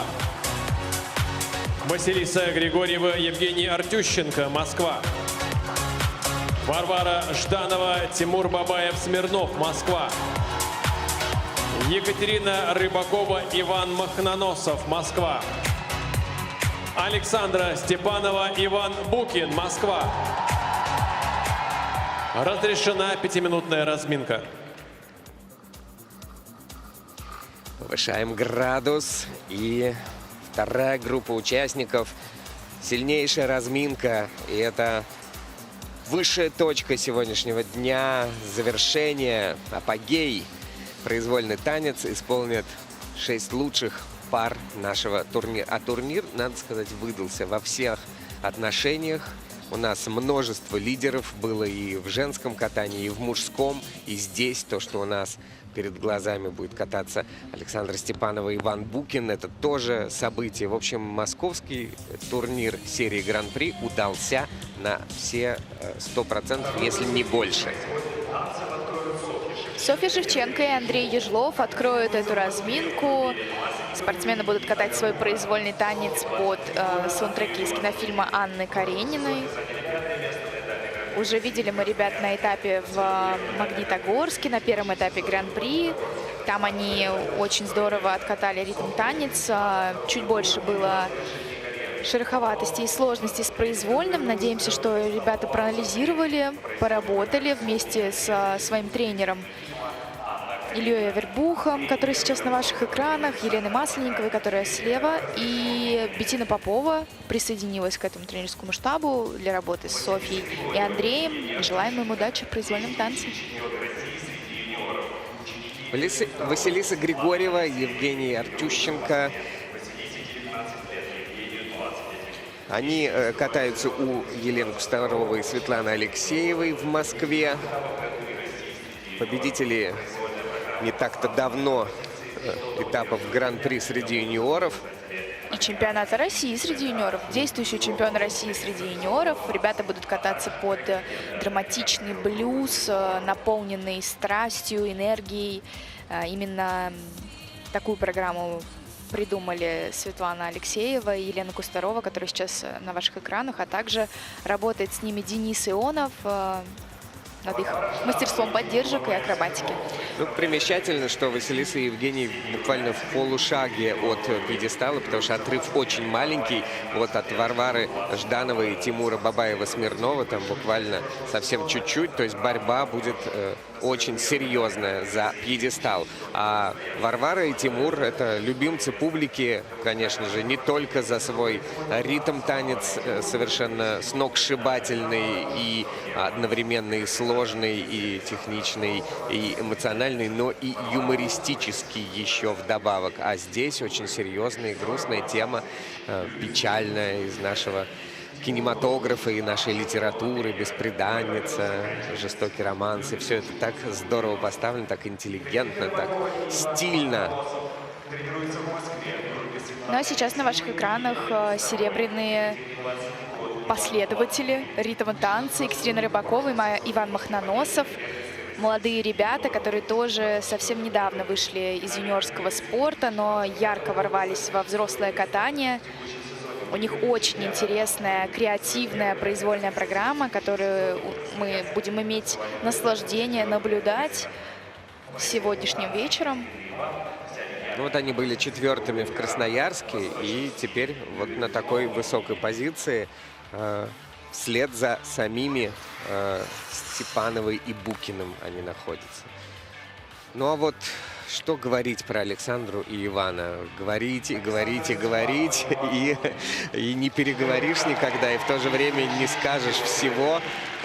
Потрясающие спортсмены. Я вот сегодня их на тренировке видел, и подумалось, такие акробатические трюки они исполняют, и в то же время такое впечатление, что Александра вот как будто она, как змея, так как будто ползет по телу Ивана, да, и как будто это очень просто. И это потрясающе, конечно, то, что мы сегодня увидим. Ну, я думаю, что это заслуга того, что ребята катаются вместе уже такое количество лет и чувствуют каждый сантиметр друг друга.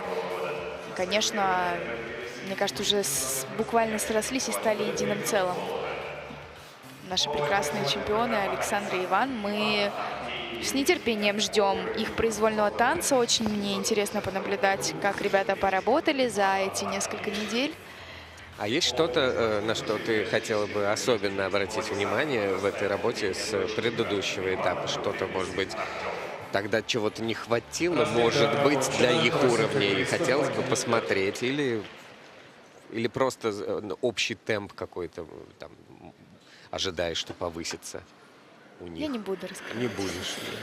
Секретница, конечно. Такой комментатор-тихушник, который не раскрывает секретов, а смотрит тихонечко, наблюдает и говорит: все хорошо. Ну, правда, все хорошо, и мы ждем, но каждую пару из тех, которые сегодня выступают, и не только во второй группе участников, мы, конечно, любим, ценим и за красоту, и за стиль, и за ту работу, которую ребята проводят ежедневно на льду многие-многие часы. Софья Шевченко и Андрей Ежлов, танцевальный дуэт под руководством уникальных творцов Елены Масленниковой и Ильи Авербуха. Одни из сильнейших. Очень интересные, с такими нетривиальными решениями в постановке. Музыка Дарио Маринелли из Анны Карениной частенько звучит над льдом, но это и понятно, ведь это и красиво, и драматично, и Лев Толстой.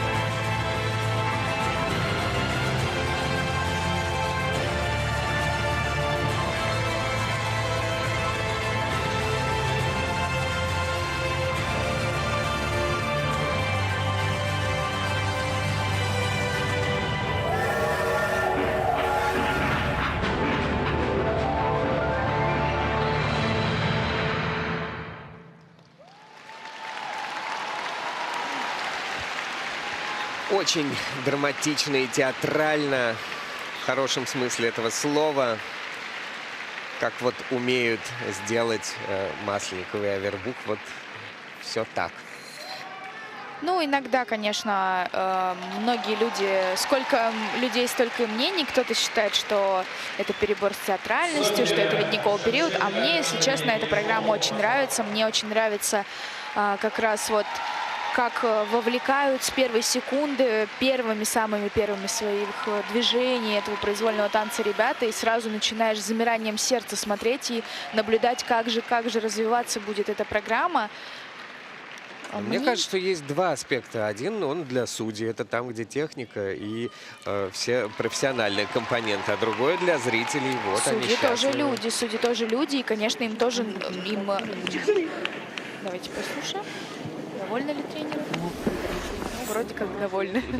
Конечно. Вот как раз вот я говорю про вот этот момент, как Андрей ловит за руку и смотрит на эту руку. И первый взгляд, когда ребята встречаются друг с другом глаза в глаза. Ой, мне вот очень нравится. До мурашек пробирает. И хорошо были исполнены твизлы, которые нам сейчас показывают на повторах. Близко. Локти прямые, по-моему, у каждого. Да, и остается оба 4-х уровня для партнерши и для партнера. Мне немного не хватило скорости под конец программы, но, опять же, огромные темпы и большая сложность элементов у ребят с самого-самого начала. Но драматургия программы и артистизм заслуживает отдельной похвалы и отметки.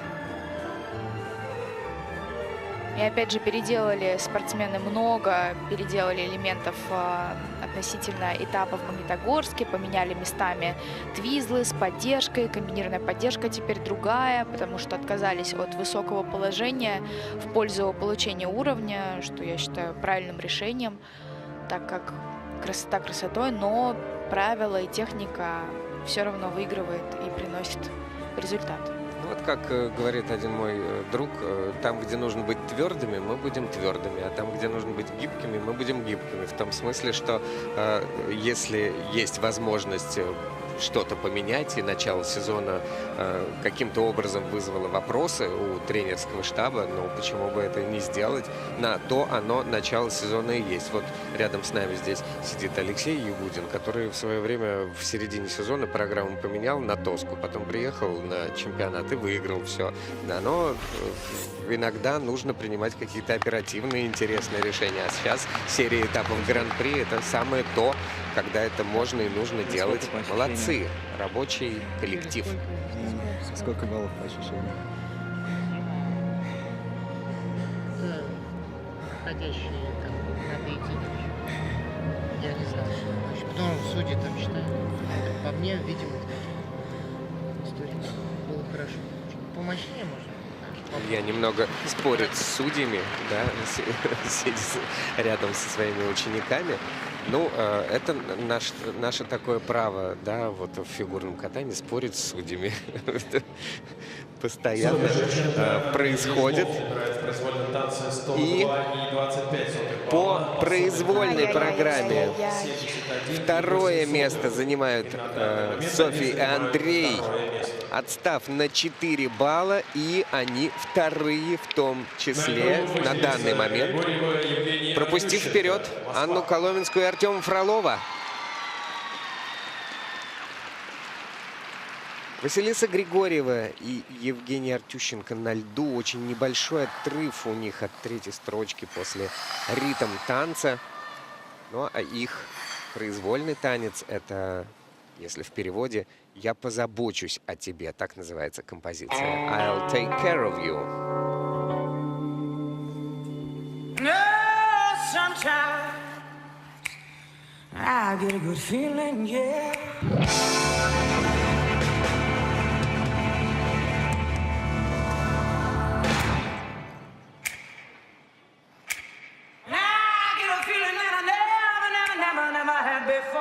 No, no, hey!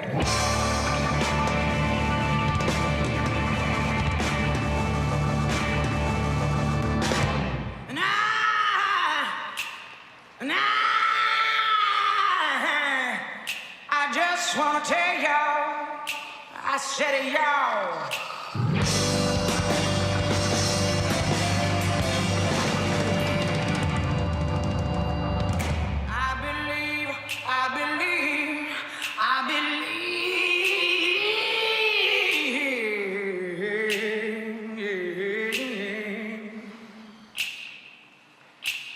Loved and lost, the same as you. So you see, I know just what you've been through. And if you let me, here's what I'll do. Oh, I just got to take care of you.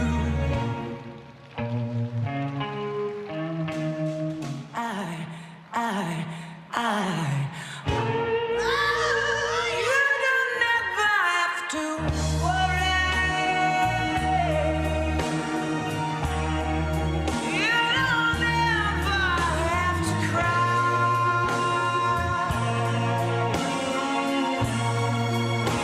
Yeah, I'll be there beside you. So dry your weeping eyes.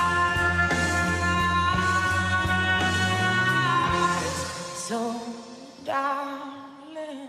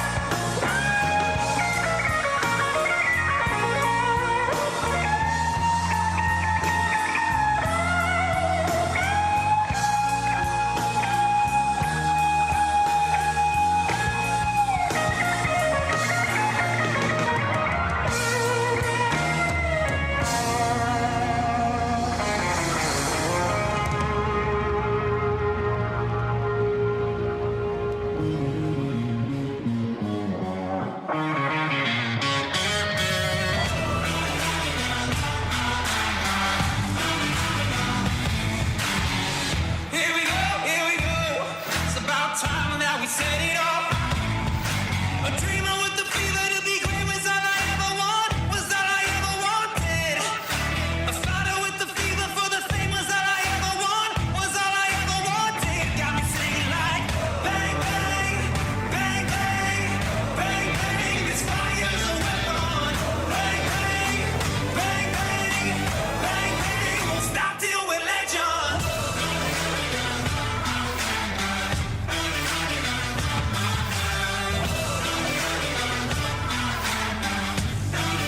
Won't stop till we're legends. Ну что, Елизавета, блеск. Шикарное завершение произвольного танца у Василисы Григорьевой и Евгении Артющенко. Ой, ну, вот сразу видно, что ребята недавно вышли из юниоров, так вообще закончили программу, как будто даже не запыхались немного. Но что действительно, ребята на хорошей скорости катали весь свой произвольный танец, и мощно, эмоционально. Только два элемента у нас горит красными квадратиками, что означает о том, что техническая бригада будет пересматривать некоторые элементы на повторах, на замедленных.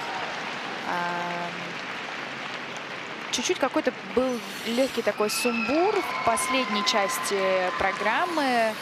Мне так показалось, по моему сугубо мнению. Но это только вопрос наката, вопрос того, что сезон идет потихонечку. И это только первый этап для ребят.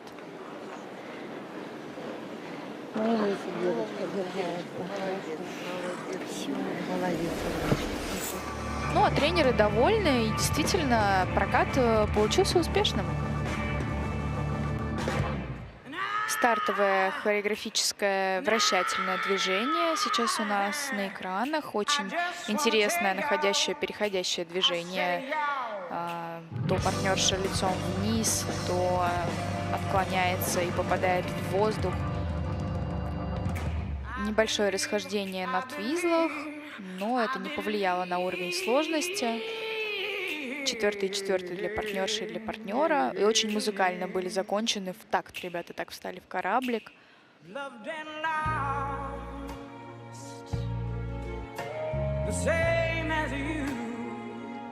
Такое положение красивое, что Маша потеряли дар речи. Да, Василий? Хочется полюбоваться, а не разбирать. Да? Но это все Это 4-й правда, уровень, и это все правда. на отличные плюсы.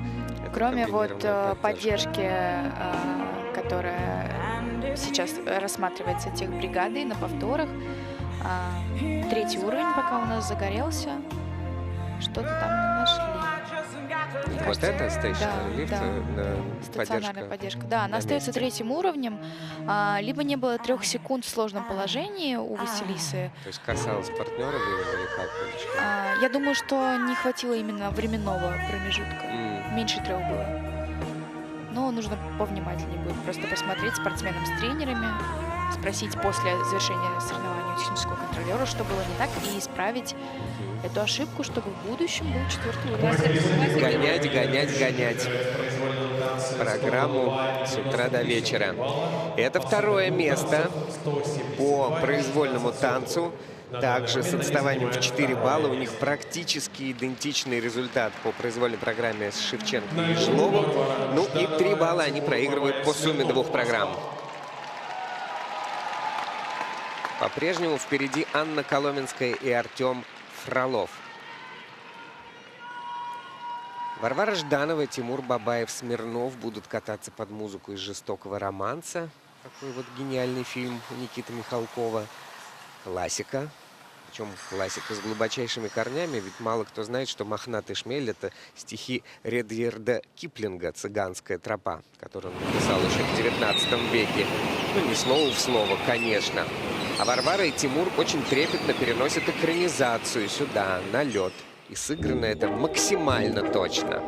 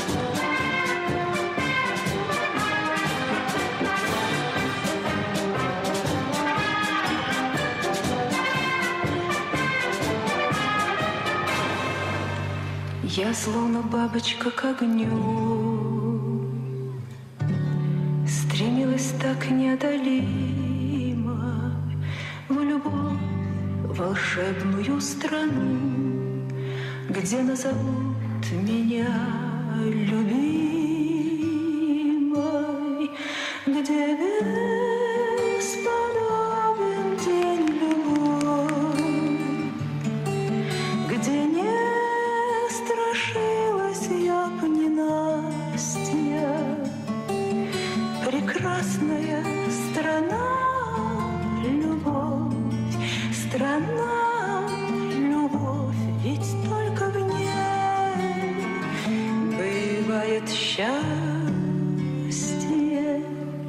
но снова прорастет трава сквозь все преграды и напасти. Любовь, весенняя страна, весенняя страна, ведь только в ней бывает счастье, бывает счастье.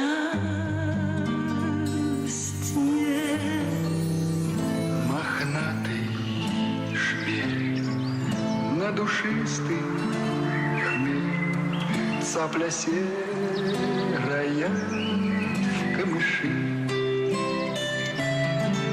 А цыганская дочь за любимым в ночь по родству бродяжьей души.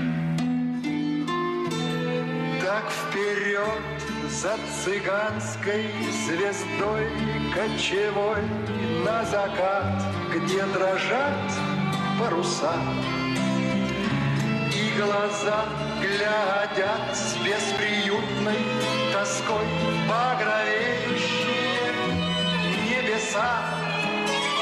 Так вперед за цыганской звездой кочевой на свидание с зарей на восток, где тиха и нежна розовеет волна, на рассветный ползая песок. Так вперед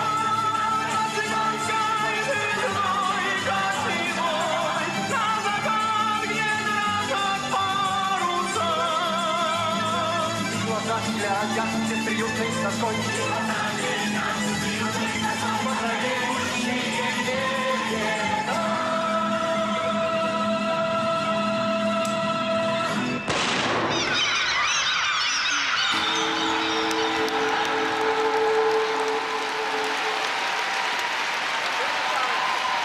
Варвара Жданова, Тимур Бабаев, Смирнов. Вот как будто рязановский фильм пересмотрел заново. И если даже сейчас не пересмотрел, надо взять и пересмотреть и погрузиться в этот удивительный мир, который создан был когда-то режиссером, а сейчас этими ребятами и их тренерским штабом.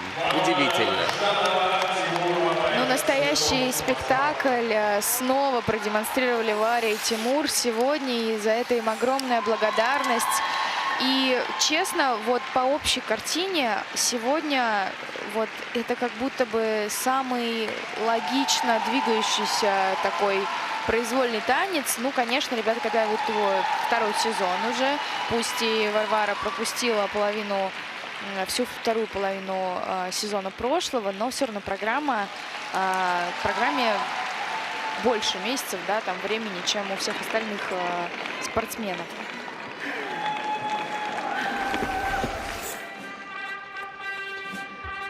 И очень артистично. Ну, конечно, вот это погружение в образ с первых секунд.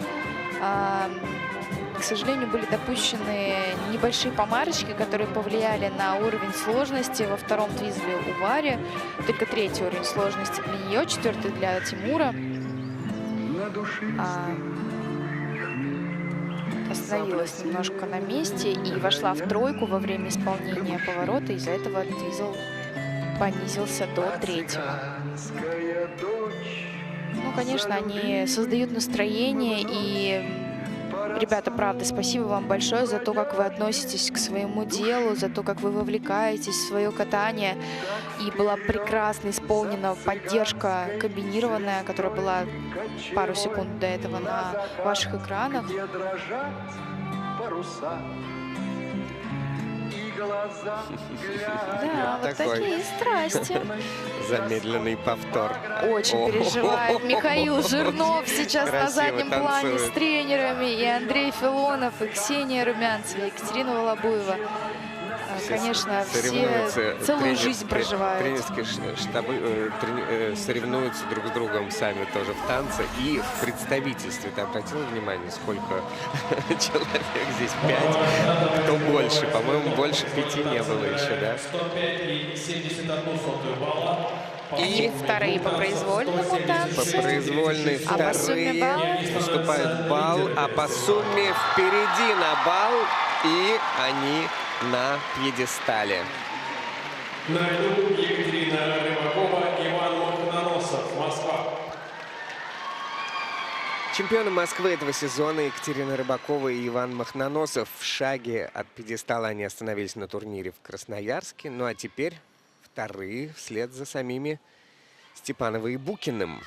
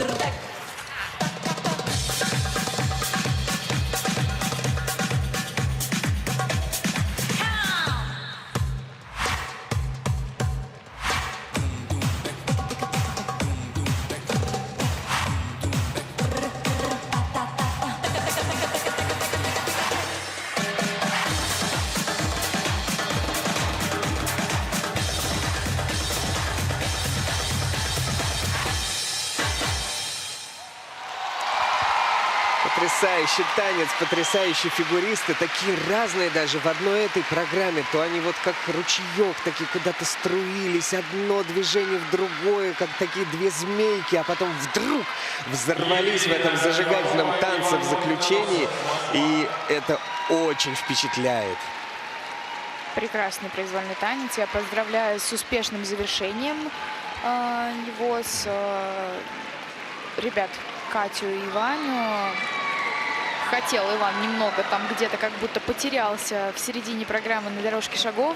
Чуть не присел в одном моменте, но то ли музыка, то ли какая-то энергия Кати, то ли какое-то общее желание его помогло ему сконцентрироваться и собраться. Или ты его? Иван удержался, или ты его, все верно. Видимо, Катя действительно удержала там своего партнера на этой дорожке шагов, но стартовый элемент, хореографическое скользящее движение, очень красивом положении, интересным, креативном. И вот это вот красивейшая поддержка по дуге с переводом в кольце, не отпуская конек от партнерши. Вот здесь, вроде кстати, простая поддержка. Вроде простая, но мне тут, да. кстати, не хватило чуть-чуть скорости. Скорости не хватает, немножко, согласна. да, согласна. Но само положение высочайший. очень симпатичное, очень красивое. Также поддержка третьим уровнем вращательная оценена техбригадой, только мне тоже показалось во время исполнения в прокате, что была остановка по партнеру. Во время вращательного движения, во вращательной поддержке партнер должен непрерывно, постоянно исполнять шаги, продолжать движение последовательно. Если видна хоть какая-то небольшая пауза по коньку, уровень снижается на 1. Меня еще поразило, когда они делали твизлы, то они полплощадки вообще проехали. Такое было движение вперед. Очень удачно поставлено композиционно по программе этот элемент с правого угла и практически всю поляну, они проходят, потом возвращаются к центру и начинают яркую хореографическую дорожку. Да, уж завершение прям топ. Абсолютнейший эмоциональный взрыв. Но посмотрим, как вот скажутся ли уровни, которые отметили техническая бригада. И для их результата, конечно, скажется, но они, конечно же, первые на текущий момент по произвольному танцу и в общей сложности, и как минимум с серебром мы их уже поздравляем. Да, поздравляем и ребят, и их тренеров. Ну а теперь давайте приготовимся к выступлению Александры Степановой и Ивана Букина.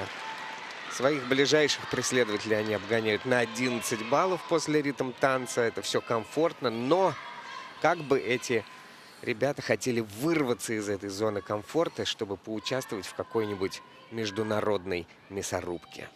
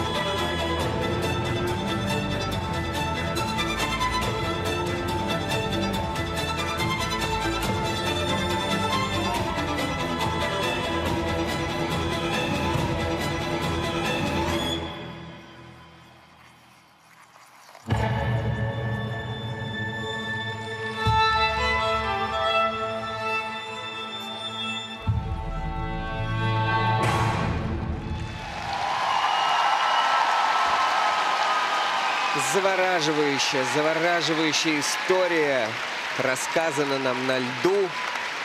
Столько в этом порыва, столько страсти, столько мощи. Одно удовольствие смотреть это катание. И как же потрясающе завершился сегодняшний день и этот турнир. Завораживающее, очень правильное слово. Что-то очень активно объясняет Александр Ильич Антону Тарьяльевичу. И, конечно, люди обожают Сашу и Ваню, и многие хлопают сейчас стоя. Прекрасный прокат. Очень мало элементов у нас горят на ревью, на пересмотр от технической бригады. И ребята улучшились. Это гораздо быстрее и активнее на протяжении всего танца спортсмены двигались. Проходили от элемента к элементу относительно предыдущего этапа в Красноярске. Ребята огромные молодцы. Ох, какая будет заруба в Питере на чемпионате России. Конечно, будет огромная борьба. Очень ждем, очень ждем.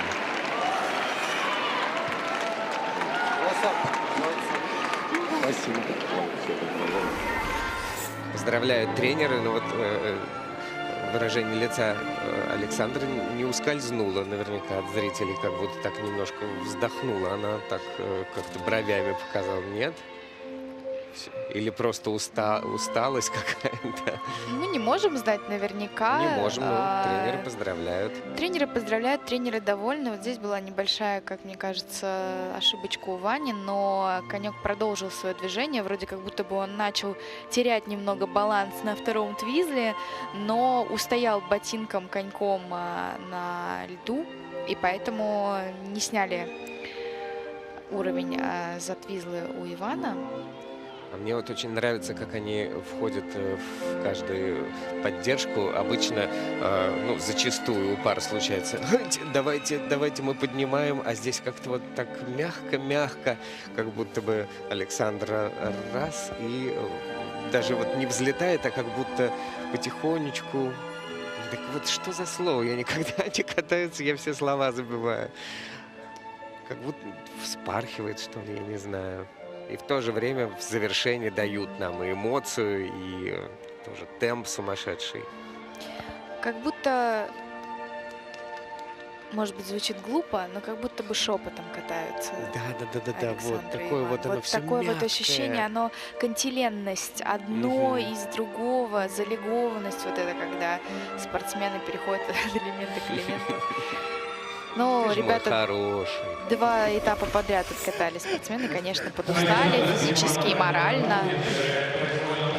Умиляются с этих замедленных повторов. Они действительно круты, эти повторы. Но только благодаря вам, дорогие наши Александра и Иван, все выглядит настолько великолепно. 210 баллов, они почти на 30 баллов опережают своих ближайших преследователей. Безусловно, это неоспоримые чемпионы этого турнира.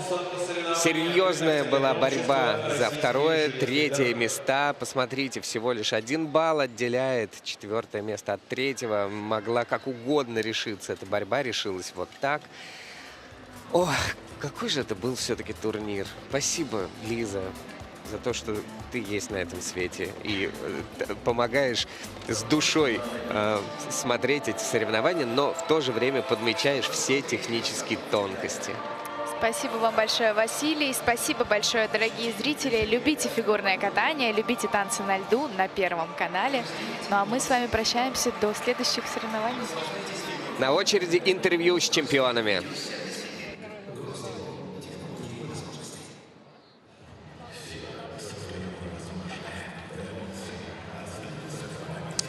Как бы это ни было грустно, но все когда-нибудь заканчивается. Вот и подошел к концу 4-й этап Гран-при России по фигурному катанию на коньках «Золотой конек Москвы». И мы в едином порыве вместе с зрительным залом кричим «Браво!» триумфаторам в танцевальном турнире, нашим Орфею Евредике, Александре Степановой и Ивану Букину. Ребят, поздравляем с очередным золотом. Как вам сегодня было кататься? Тяжело ли вам, Иван? Спасибо, Макс. Спасибо тебе за поздравления. Знаете, я выложился сегодня, и сейчас чуть-чуть такое, знаешь, как бы освобождение, что соревнования закончились. И я рад, что все получилось, что я чувствовал, что я чуть лучше что-то делал. Чувствовал Сашку, я видел ее, и это было прям хорошо. Вот, и сейчас просто накрыла усталость, так что можно это будет последний вопрос на сегодня? Почти. Ну, я просто хочу ответить, что когда мы видим Сашку, нам тоже всегда хорошо, поэтому тут ты не одинок. Друзья, ну вообще удалось сегодня кайфануть, потому что, ну, явно произвольный танец для вас, как будто он более органичен вам. И я прям вот, как только музыку услышала, я поняла, что это прям ваше. Или все-таки, Вань, все-таки усталость сегодня была выше кайфа? Ты знаешь, Женя, я скажу так, для меня достаточно тяжелая программа произволка, то есть если не физически, а эмоционально. И когда ты эмоционально наполнен, наполняешься, и когда ты начинаешь это выплескивать, простите, пожалуйста, то... Ну, по-разному бывает. То легкие начинают самопроизвольно выходить наружу. Вот, так что да, из-за эмоций мне чуть-чуть сегодня тяжеловато, но я прям кайфанул, честно, кайфанул. Саш, твои впечатления?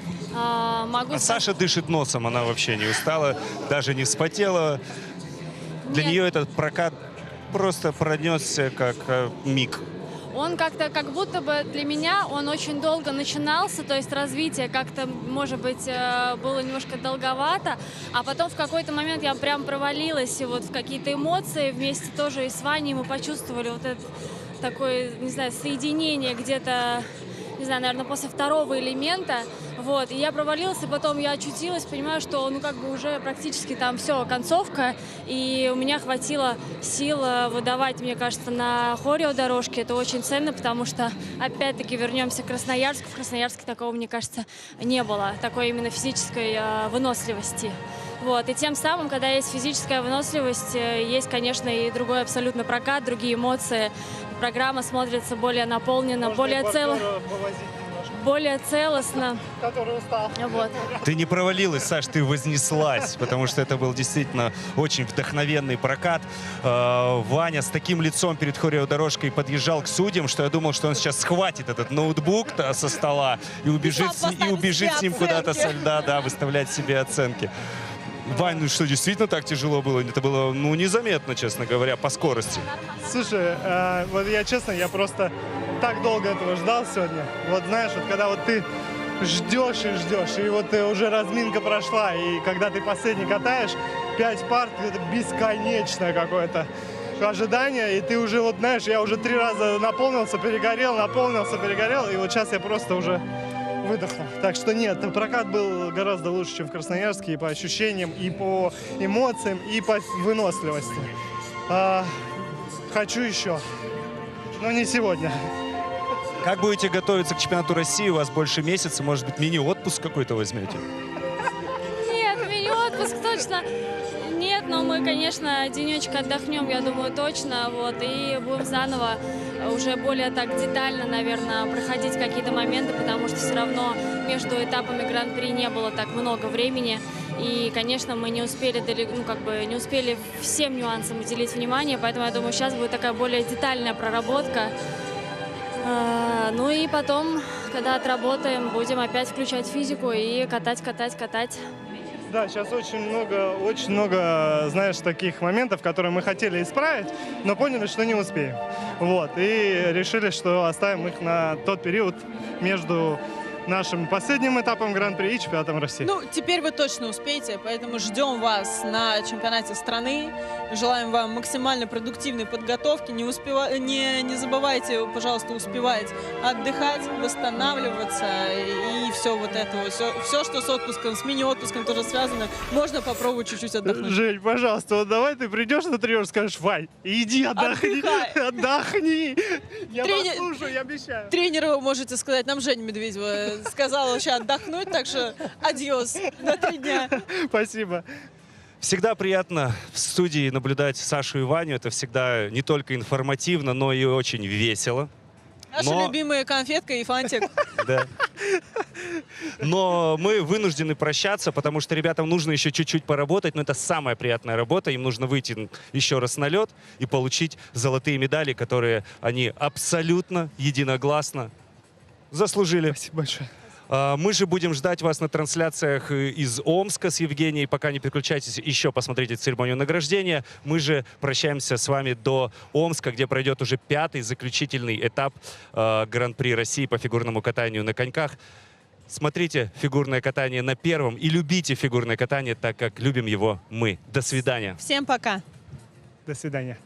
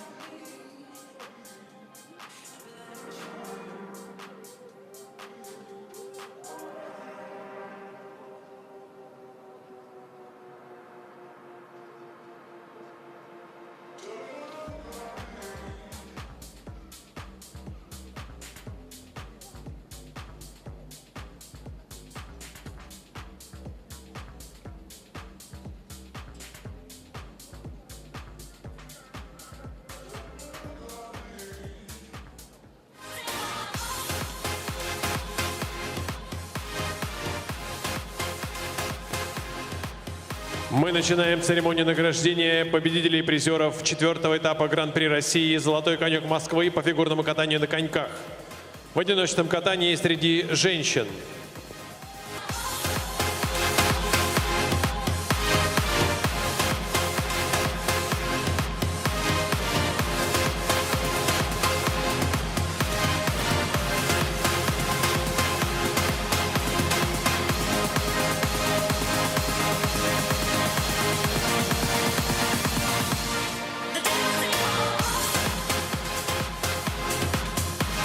Победительницей 4-го этапа Гран-при России «Золотой конек Москвы» стала Аделия Петросян, Москва.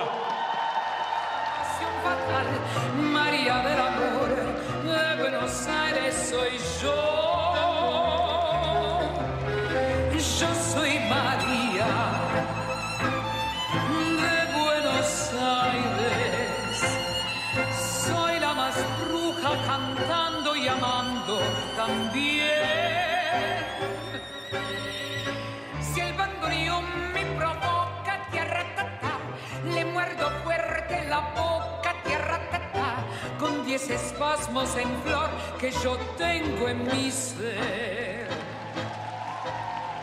Серебряным призером стала Алина Горбачева, Санкт-Петербург.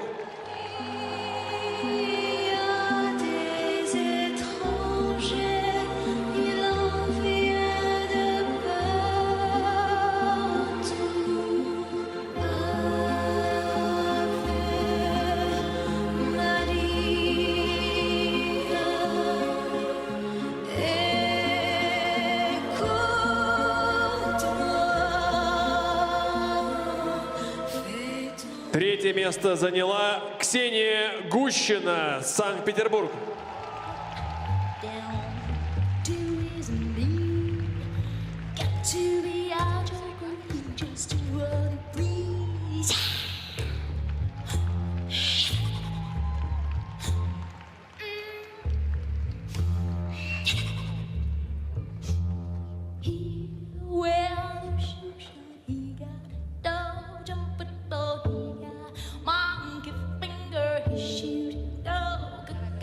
Награждение проводят президент Федерации фигурного катания на коньках России, олимпийский чемпион Антон Сихарулидзе и генеральный секретарь Федерации фигурного катания на коньках России Александр Коган.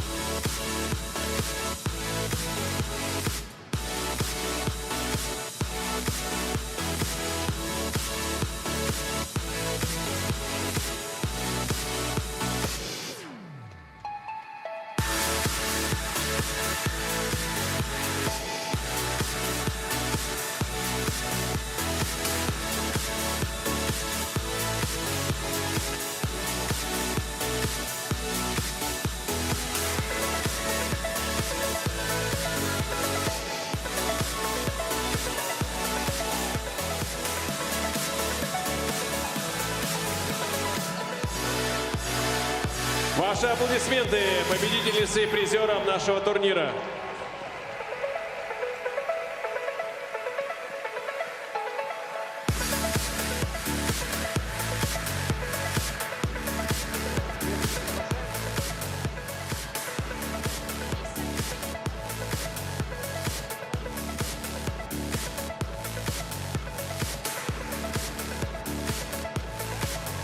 Давайте еще раз поприветствуем прекрасных девушек.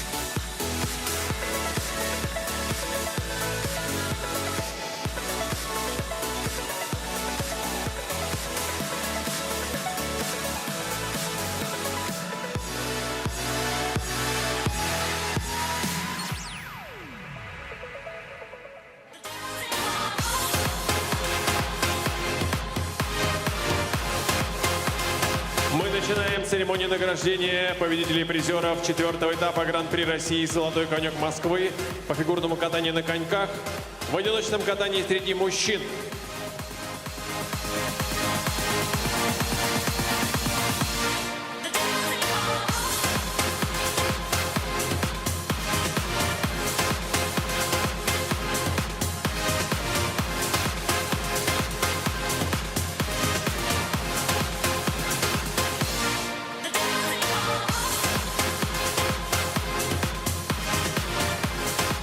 Победителем 4-го этапа Гран-при России «Золотой конек Москвы» стал Марк Кондратюк, Москва.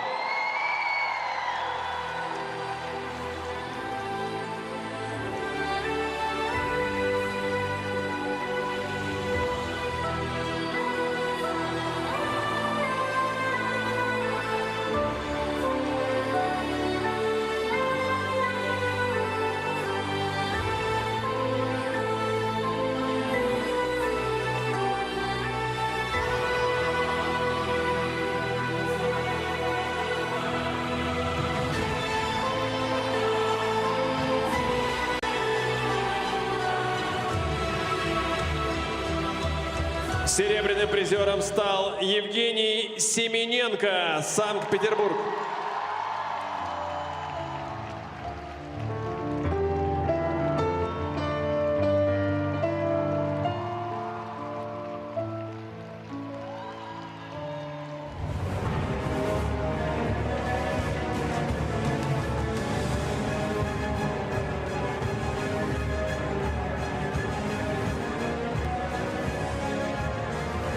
И третье место занял Петр Гуменник, Санкт-Петербург.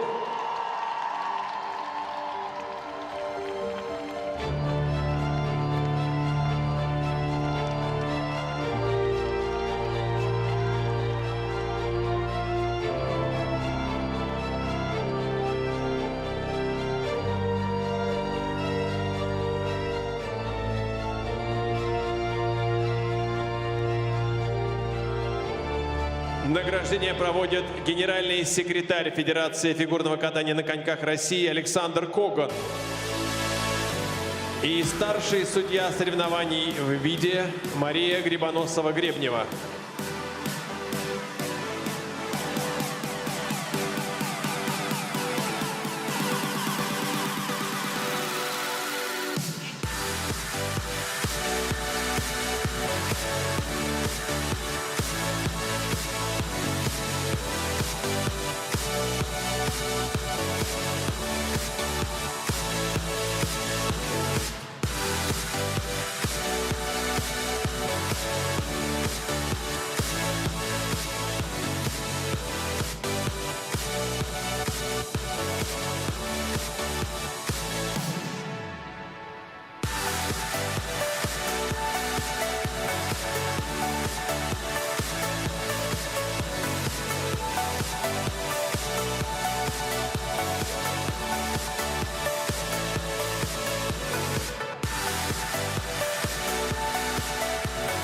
Ваши аплодисменты лучшим фигуристам нашего турнира.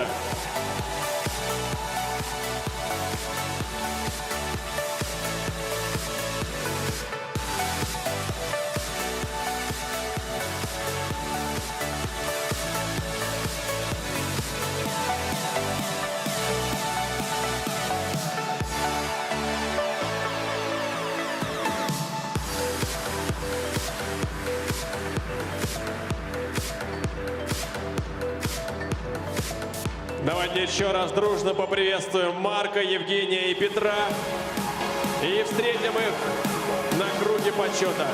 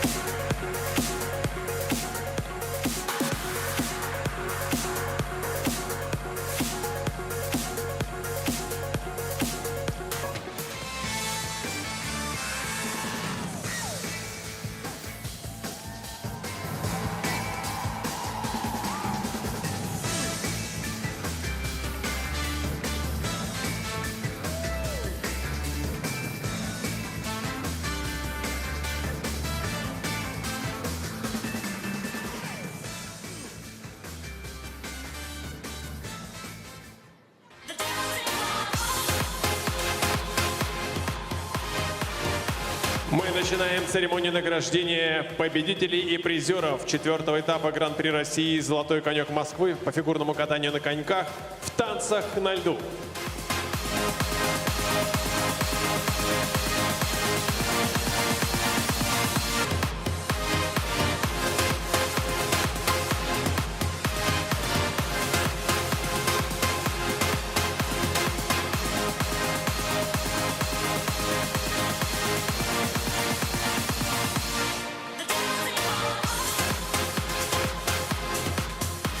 Победителями 4-го этапа Гран-при России «Золотой конек Москвы» в танцах на льду стали Александра Степанова, Иван Букин, Москва.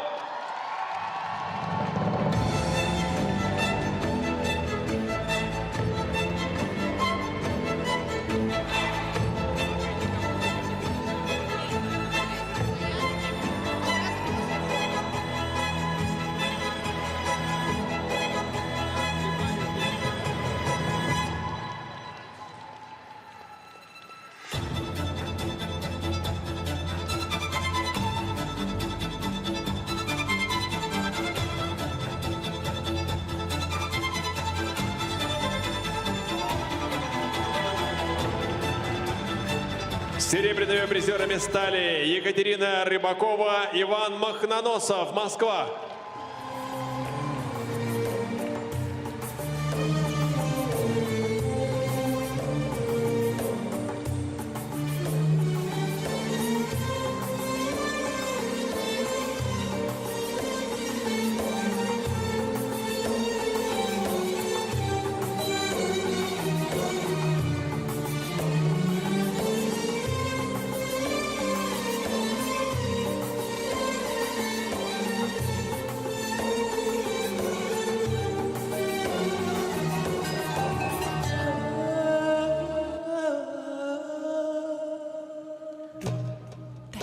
И третье место заняли Варвара Жданова, Тимур Бабаев-Смирнов, Москва. На душистый хмель, цапля серая в камыши, а цыганская дочь за любимым в ночь по родству бродяжьей души. Так вперед за цыганской звездой кочевой на закат, где дрожат паруса, и глаза глядят с бесприютной тоской багровеющие небеса. Так вперед за цыганской звездой. Награждение проводит президент Федерации фигурного катания на коньках России, олимпийский чемпион Антон Сихарулидзе. И старший судья соревнований в виде Алла Шеховцова.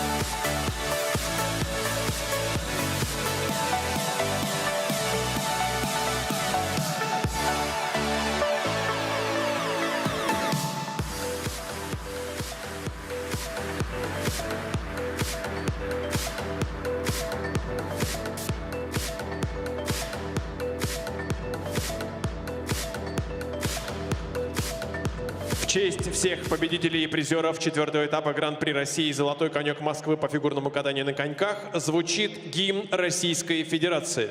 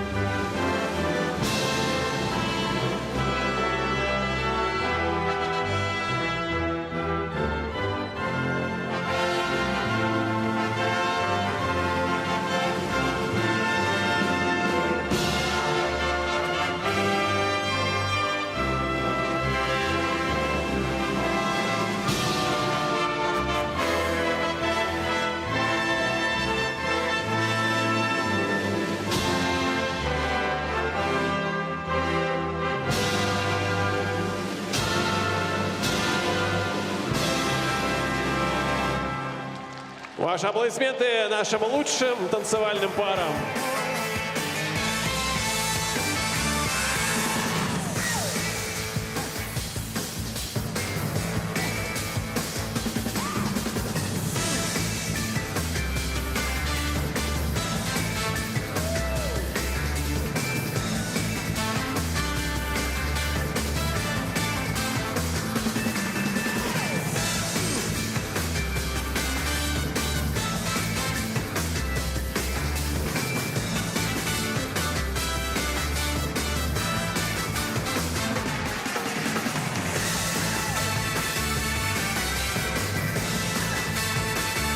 И, конечно же, встречаем танцевальные пары на заслуженном круге почета.